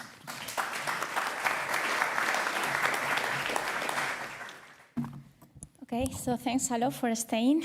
Thanks a lot for having me as well. So I'm in this very difficult role of being the last one on the last session. Also take into account that we sent these slides like October 10. So this has been a heroic exercise of predicting what all others were going to say during the conferences. And during the conference, so a lot of ideas will be already covered. Also, there is a Nobel Prize, by the way, so we were also very good at also predicting that, I guess.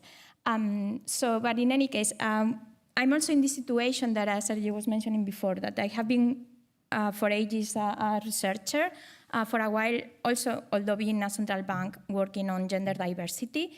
Now I'm in the ministry, and now I have to convince them why we should be taking this dimension into account as well when we talk about technology, not only the dimension of gender, but in general diversity, especially migration as well, now in Spain, but also aging population. So this will be like the last part of the talk, but I wanted to, also make clear the narrative that I'm planning to follow in the ministry to try to convince them that we should go to this next step, because so far in Spain, in terms of policies, we are, as Michele said before, like in the very first stage of this, helping some firms, but nothing else than that so far. So I think that that will be our next step. So the idea here is sharing prosperity and how we can, use this technological change to improve human capabilities and inclusion. Going back to Europe, the case of Spain, just to put you in perspective, is very similar to what we have seen yesterday with Jonathan for many other European countries as well. So mostly in the last 2 decades, we can talk about this slowdown of productivity, either measured as, product by employee or TFP estimates as good as we can do this. But here, as you know, the emphasis is more in the distributional consequences as well of we want to boost productivity growth, but we have forgetting about the important distributional consequences, because even if we have this growth, that is super important, of course, they are not going in the same way to everyone, okay? So this is the view that, many other people has been already putting in place. Historically, we have episodes where this was happening. We have technology improving. This was boosting productivity, boosting prosperity, but not necessarily for everyone. And nowadays, automation will be all of this another phenomenon that in many circumstances could have the same consequences for some workers as well. So the key element here is really how these gains are distributed. In France, they have been, one example at least of situation where this, of course, due to the spillovers of that this increase in productivity in manufacturing end up also implying increase on wages for workers, but it's not always the case, okay? And the important thing as well is that, when we look at the distribution, at least in the case of the US and similarly as well in Japan, for some period of time, these gains were managing to get distributed more or less equally for everyone. Everyone was gaining, but more recently, inequality has increased, okay? In many circumstances, at least in the case of the US and Japan for some occupation at least, this has to be, there is some connection with the adoption of particular robots, because this automation is replacing tasks done by employees. But now we are in this situation where we have a new wave of, if you wish, of possibility of getting also non-routine tasks done by robots or by artificial intelligence. So now is I guess it's already the moment to think about how this could impact our the distribution of workers, okay? It's true that the evidence so far for Europe is not that clear in terms of consequences, negative consequences, as at least for some occupation in the US. But it's true that, as it was also mentioning before, so far the evidence is probably still weak, okay? So we don't know much yet. Even the authors of these, some of the authors are here, so this was another exercise of please not contradict anyone here, hopefully. Even they were, adding some note of caution in their conclusion that, okay, this is what we have so far. There seems to be some positive association between, these developments and employment at least. But maybe, in future phases of this development is not going to be the case, okay? So what we can do if we want to think in terms of how to if we think in terms of the distributional consequences in this age of automation and AI, I think that the key element is complementarities, and this word has been appearing here many times already. And this is complementarities along many, many dimensions, okay? So, of course, is this view of that the machines that we are putting in place, they have to be useful more than intelligent, so they have to be pro-human, but they have to be pro-all humans. So this idea that, we have to be able to complement the tasks that are already been in place, probably as well create new tasks, because if not, implementation will also be probably affected. But also this idea that Maria Guadalupe was mentioning yesterday, among all these other dimensions of skills, like soft skills, for instance, that could be also adding value to our production, okay? So there is the issue of data collection that I don't want to mention here. I will mention, but just as another important element, just to say that it's another reason why we should think about regulation. But here I also want to be practical in the sense that, we're economists, we also love talking about incentives. And I think that here also, when we talk about regulation, it's also very important that we think on an institutional framework that also incentivizes the private companies to collaborate with us, okay? So it's a bit of, it's not only that we are thinking in terms of how we regulate, but how we take them as, our counterparts. And this, so far, is the only example that I have seen directly associated to this development in Spain. So this is called the digital kit, and this is a dimension that is associated to diversity in the sense of at least one dimension that yesterday was not very much mentioned, but today Kristina and others were talking about this, is that we saw that the adoption of these new technologies is so far very small, but in particular is very difficult to adopt for very small companies, okay?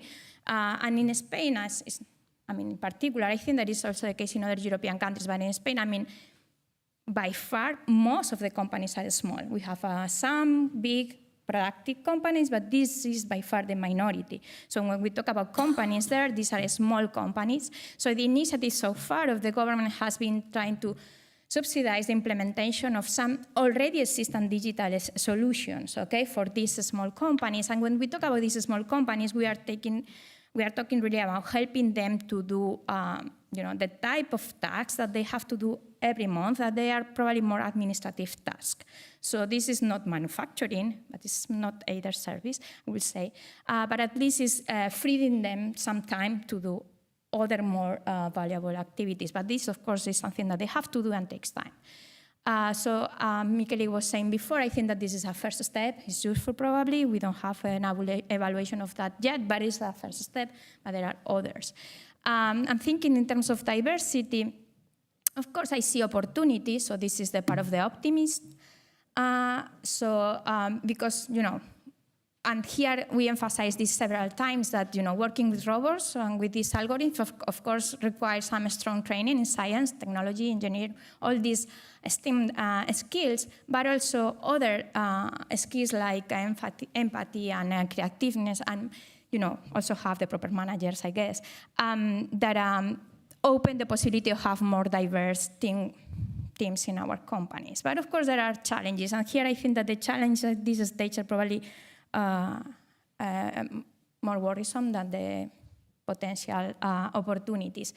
And Christine was mentioned this before. So we have, this perpetuation of biases inherent to the use of algorithms, because these biases are present in the data, the training data that we use for our models, but not only in the data that we use to train the algorithm, but also even in the teams that we have in our IT departments, okay? So without that, without improving the diversity there, it's going to be very, very difficult to get rid of these biases. And, and we have to be careful on this, and probably you have to keep being careful on this, because it's very easy that they get in and very difficult to get the biases out, okay?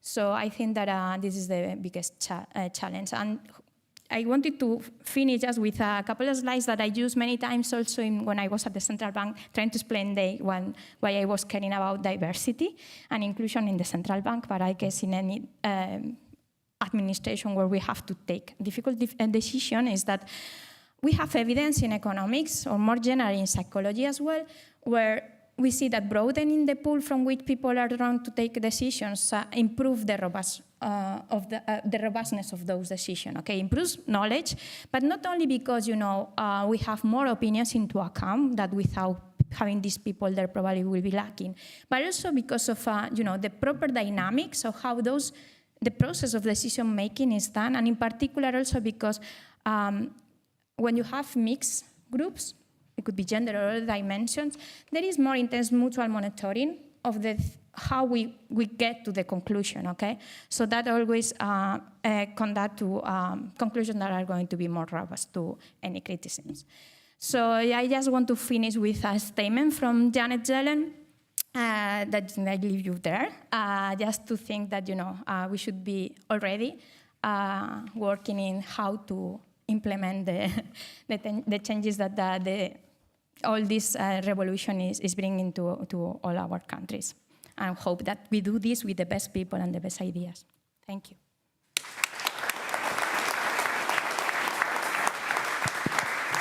Thank you.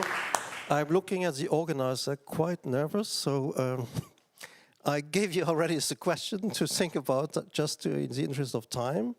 So, do you want to start, please? On the metrics question and Better Life Index here. Yes, the OECD, I guess about a decade ago, began to measure aspects of living standards, is maybe the way I would characterize it, in the Better Life Index. And I suppose what I would say is that this is one of the questions I often get in response to this research as well. What does it imply for the dashboard, for the metrics that a country is looking at? There's been a lot of discussion about beyond GDP and whatnot. This book was deliberately not focused on measurement because there's been so much work on measurement. It's much more on the theory and the policy framework behind it. That said, what I would say about the OECD Better Life Index is that it's a useful tool. It is a set of outcome indicators of different dimensions of living standards. In order to get into the engine room of academic scholarship and policy models, you got to look at the inputs as well. You got to look at the policy effort, the level of policy effort. So I think what would be needed to do justice to this two-lens approach to thinking about economic progress would be to have metrics that correspond to both outcomes, and indeed in the book you'll see some, but also inputs, policy, levels of policy and institutional strength or investment. I think that's what's needed. Now, I think the OECD, by the way, as arguably the most interdisciplinary international organization that there is, with tremendous depth in data, in many of these structural dimensions or institutional dimensions of policy, is arguably the best suited institution to build that work. And in fact, I made the suggestion to that effect to the previous Secretary General, Gurria, some years ago. I mean, I really think that's a great opportunity. If you want to take inclusive productivity, what can you do to ensure that the increased productivity gains that we expect and hope for are widely diffused, and you're still interested in the new approaches to economic, I forget what it was called, You got to look at the various institutional dimensions of strength and put them together in a framework that a policymaker can absorb. And that dashboard of metrics, indeed, I think would be quite useful. Thank you. I see the chief economist of OECD is delighted. So next, on this duality between the international companies, foreign direct investment, and the domestic ones, please. Yeah, as I mentioned before, in general, Costa Rica has been identified as a dual economy. And I think that it has to do with the fact that Costa Rica historically has a very strong commitment to trade strategies, to the extent that we have 2 or 3 very good institutions in charge of attracting foreign firms to Costa Rica. But maybe we are not paying too much attention to the middle and small companies that are local.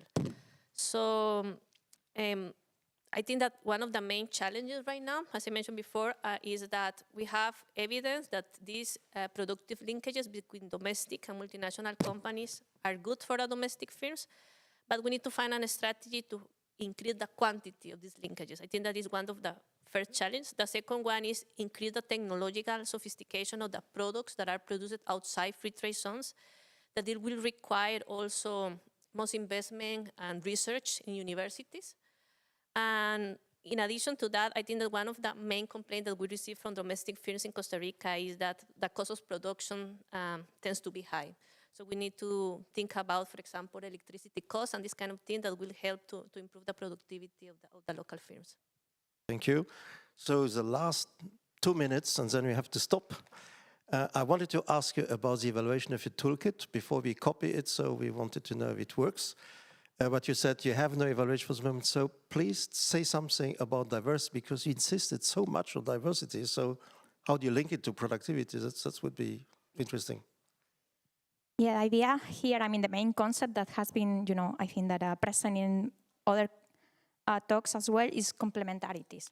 So as long as we manage to it's the same way as when we think about the benefits of technology will be there for workers if we manage to have machines that are complementary to our workers. And for instance, in the US, at least for the case of migrants, this is as well what it has been shown, that the simulation always works better, even for low-skilled workers, as long as we manage to make them complementary to native workers, not substitutes, okay? So this will be exactly the same idea. So as long as we manage to make all these skills, different dimensions of diversity complement, I think that we can have benefits for all. And it's about social capital, indeed. Okay, thank you very much to the whole panel. I think we had to rush through it, but I think they did a tremendous job, so applaud, please. They deserve it.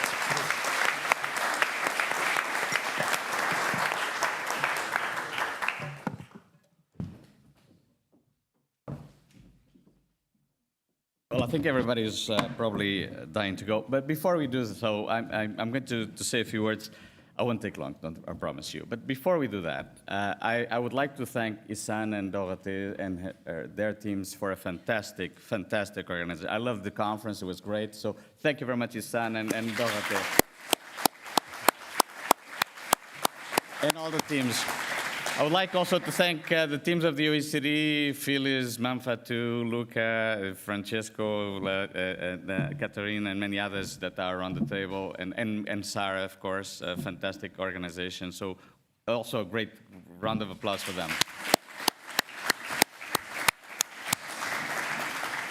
I'm just going to summarize a little bit, so bear with me, but at the end, you want to listen to what I'm going to say at the end, so because I think it's probably, I want to pose a couple things, but let me first summarize what we learned in the past 2 days. First of all, of course, we know that education is at the core, and it's crucial for productivity, and once again, we know that an educated workforce is the engine of innovation, engine of entrepreneurship, and engine of growth, as it produces STEM graduates and R&D personnel. But also we know that PISA scores are declining, and in fact, there's some, we've been thinking about, for example, AI benefits, but we also know that there's the risks that some people might be left out, and they might also do some shortcuts. So as we saw that cell phones are not necessarily great for our kids' education and how they get distracted in school sometimes. That's why many schools right now are banning cell phones. The same could happen with AI, so we need to be careful and see exactly what is the impact that AI will have in our own education, not only for the high skill, but other people that have lower skills. So I think this is something we'll certainly need to take a look, in particular with the declining trend in PISA scores. Also, I'd like to say that it's a mistake only to focus on hard skills. You know, we learned yesterday from Maria Guadalupe that soft skills are quite important, but also we know that they are increasing in demand in the labor market. However, education obviously doesn't stop when one finishes school or university. Adult learning and lifelong learning is critical, in particular because I would like to say something that is quite important. Remember, one of the big mega trends we're having right now is regarding aging. And I'm pleased to say that in 2 weeks' time, we're going to inaugurate the first conference of the Crete Center for Population. And we're going to look at these issues, exactly the impact of aging. How can we transform our societies with a society that most of us are living to 80, 90, 100 years old. So societies are changing dramatically. This is going to have a massive consequences not only for productivity, I mentioned this yesterday, but also the way that we live and how we're going to do education. And that's why lifelong learning is going to be so important going forward, because you know, from now onwards, if you live until 100, you get to 50, you're middle of your life, literally, which means that if you decide to change totally your career, you'll be able to do so. And so we need to redesign education systems, vocational training, all that, so that we are able to prepare for a longevity society, for an aging society that not only brings costs, but also a lot of opportunities. And so we need to do this going forward, and that's why looking at aging and productivity is something that is quite important. But we also know that skill mismatchings are rising. We have countries, very rich countries like Australia and Canada, in which this is the case, but other countries, this is the same thing. But as a consequence, many workers remain in jobs that are no longer aligned with the demands of the modern economy, and that's why it's so important, again, lifelong learning and vocational training is so important going forward. We also learned that 2 of the big megatrends that I think is quite relevant for productivity, and it's obviously the green transition, so certainly in terms of green investment, what are the opportunities that are bringing to the table, and what can we do not only in terms of mitigation but adaptation and regulation regarding the green transition.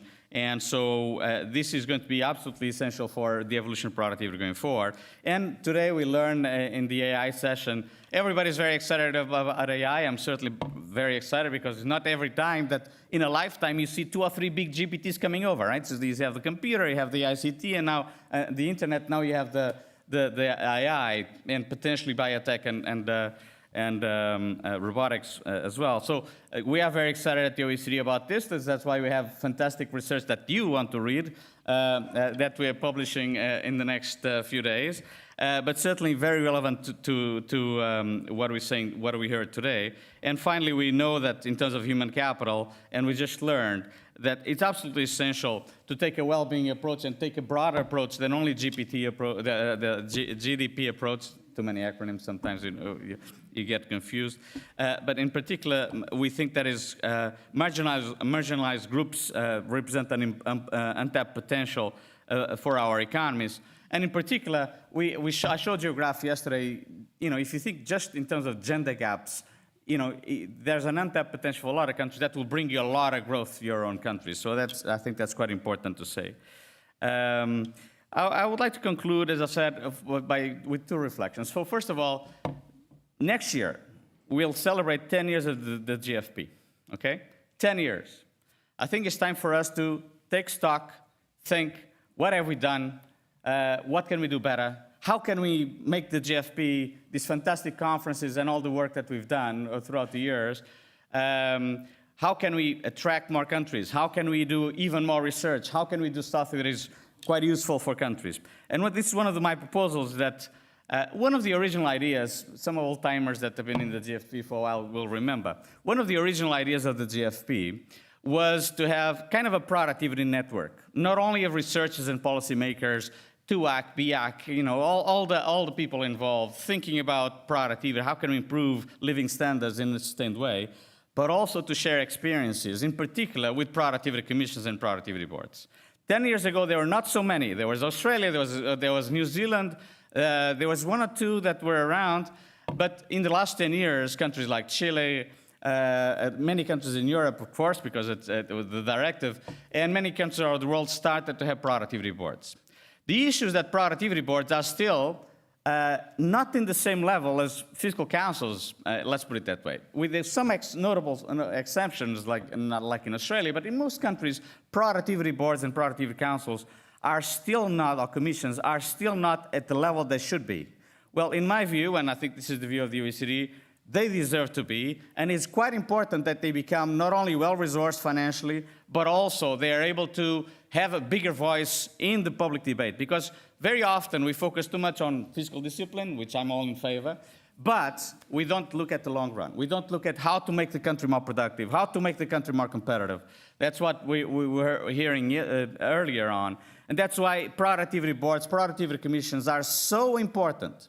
So what I would like to propose that we go back to one of the, and of course the steering group will discuss this, and the members will discuss this, but I would like to propose that on the back of our fantastic conference, we start also bringing the productivity boards and productivity commissions one day before to discuss their challenges. How can we collectively think to make this type of institutions more independent, more resourceful, and also more impactful. So I think it would be great if we have this discussion. It would be a great honor for the GFP after 10 years to establish this productivity network across productivity boards going forward. And then, of course, do more research. And so we'll be here. We'll be hearing you. I would like to say that in terms of next year's conference, there'll be a discussion in the steering group. There is already a European country that showed strong interest of doing, organizing this conference. This will be discussed in the steering group. Also, to increase the value of the GFP, we would like to bring, like we did it in Italy's presidency of the G20, to bring the GFP more to the G20, so that we do events related to the finance track in the G20. I'm the finance deputy of the G20 of the OECD, and I'll be more than happy to try to work with the South African presidency and afterwards the American presidency to bring the GFP there, so that we talk about productivity, because in the long run, all that matters is productivity, as you know, and even though very people know about that. Besides the economists and so on like us. So I just want to finalize again, to thank everyone for a fantastic conference. We look forward for the next one and the next events, but in particular, we look forward to your contributions and to learn from each other in this fantastic endeavor that is GFP. Thank you very much once again to your host. Thank you.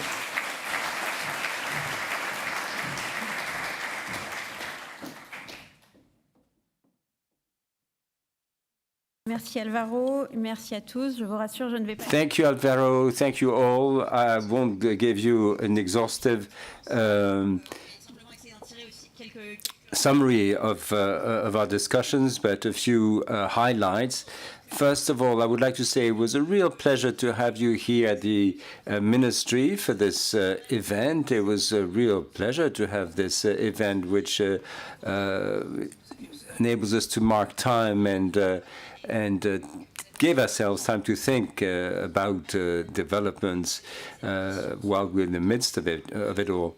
We thought about these issues of human capital, and we were wondering whether human capital may explain to some extent the slowdown in productivity, but it is also, there's also a solution, or there are solutions to be found in capital, in human capital, talent allocation, distribution, and such like. And it is for us to understand the slowdown in productivity, but also understand the challenges ahead in terms of the transition, aging, greening. Now, I had a couple of questions to ask.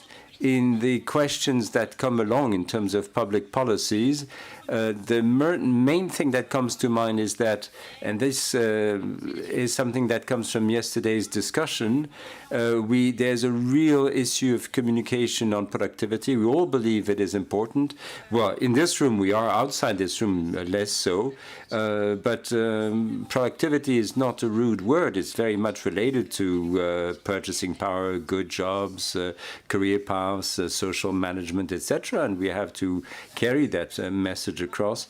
The Draghi report was often quoted, and it does make a difference here. It is very much in line with the discussion we're having, and with public debate. It is for us to convince the world that productivity gains will occur when better conditions, living conditions, arise. The second point, which Alvaro also made, the critical skills for productivity, especially in the face of structural change, are more to do with soft skills, adaptability, and such like.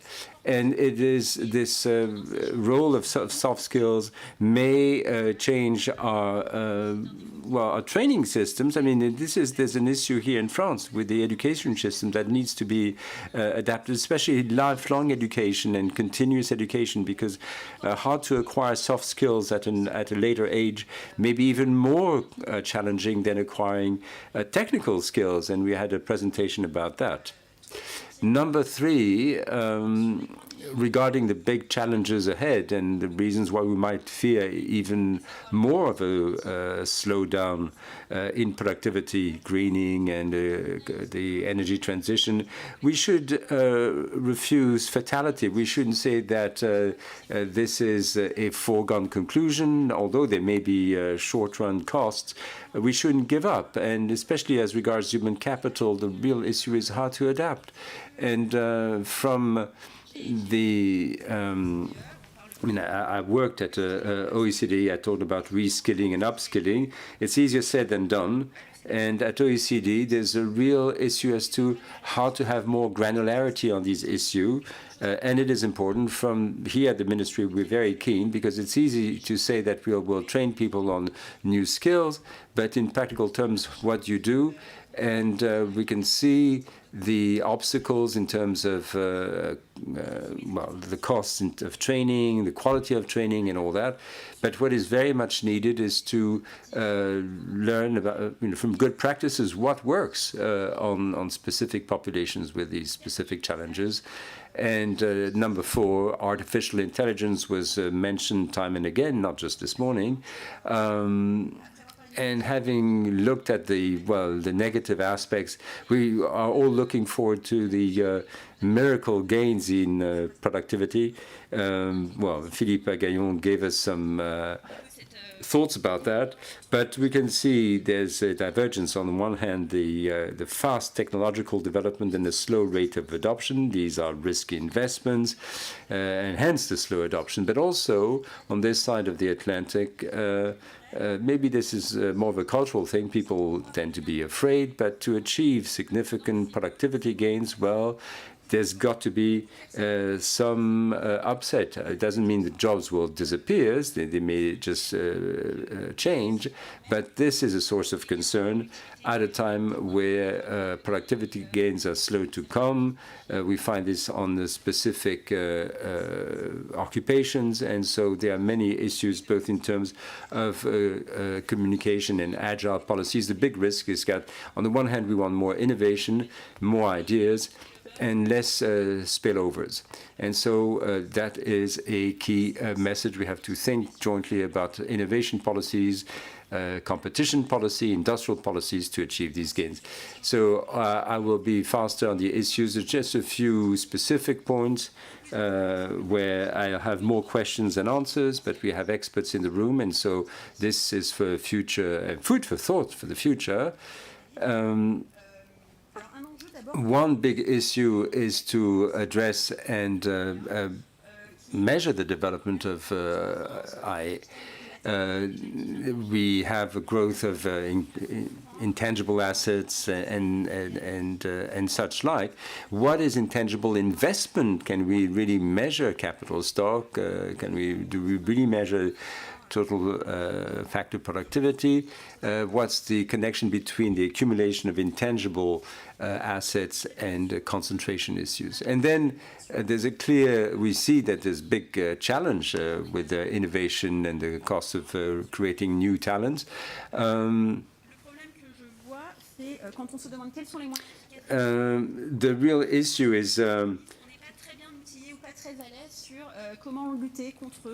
issue is how to address stereotypes, self-censorship. We'd like to have hard data. We find it difficult to address all this. This may be sometimes more difficult to address, but we are getting some data now on costs, and we can see that, for instance, if girls adopt a new role model, it can make a huge difference, not just the time spent at school. And there are things that we can measure here. And question number 3, I'm almost done here, regarding artificial intelligence, but also the climate transition. There's a tension between micro and macro data, especially as regards the labor market, maybe because these are early days. We have good estimates on the at the micro level, but since these are widespread phenomena, we'd like to move on to the macro stage, and we find it difficult to reconcile estimates. So there again, for future work. Finally, on s'intéresse aussi, on a aussi le ministère de l'économie, des finances et de l'industrie. Sur ce constat un peu général de la divergence de productivité. Je pense qu'on se pose aussi ici. There's the issue of productivity here, but there's the connection, the divergence of productivity is how will this be addressed? To what extent can intelligent policies make a difference regarding the dissemination of these new technologies? Right, I'll leave it at that, and I'd like to thank all the teams, all the organizing committee here at the Treasury, at France Stratégie, at OECD. They've done a remarkable job. And I'd like to thank all panelists and moderators. We've learned a lot. These were fruitful exchanges on many things. And once again, I think we deserve a round of applause. Thank you.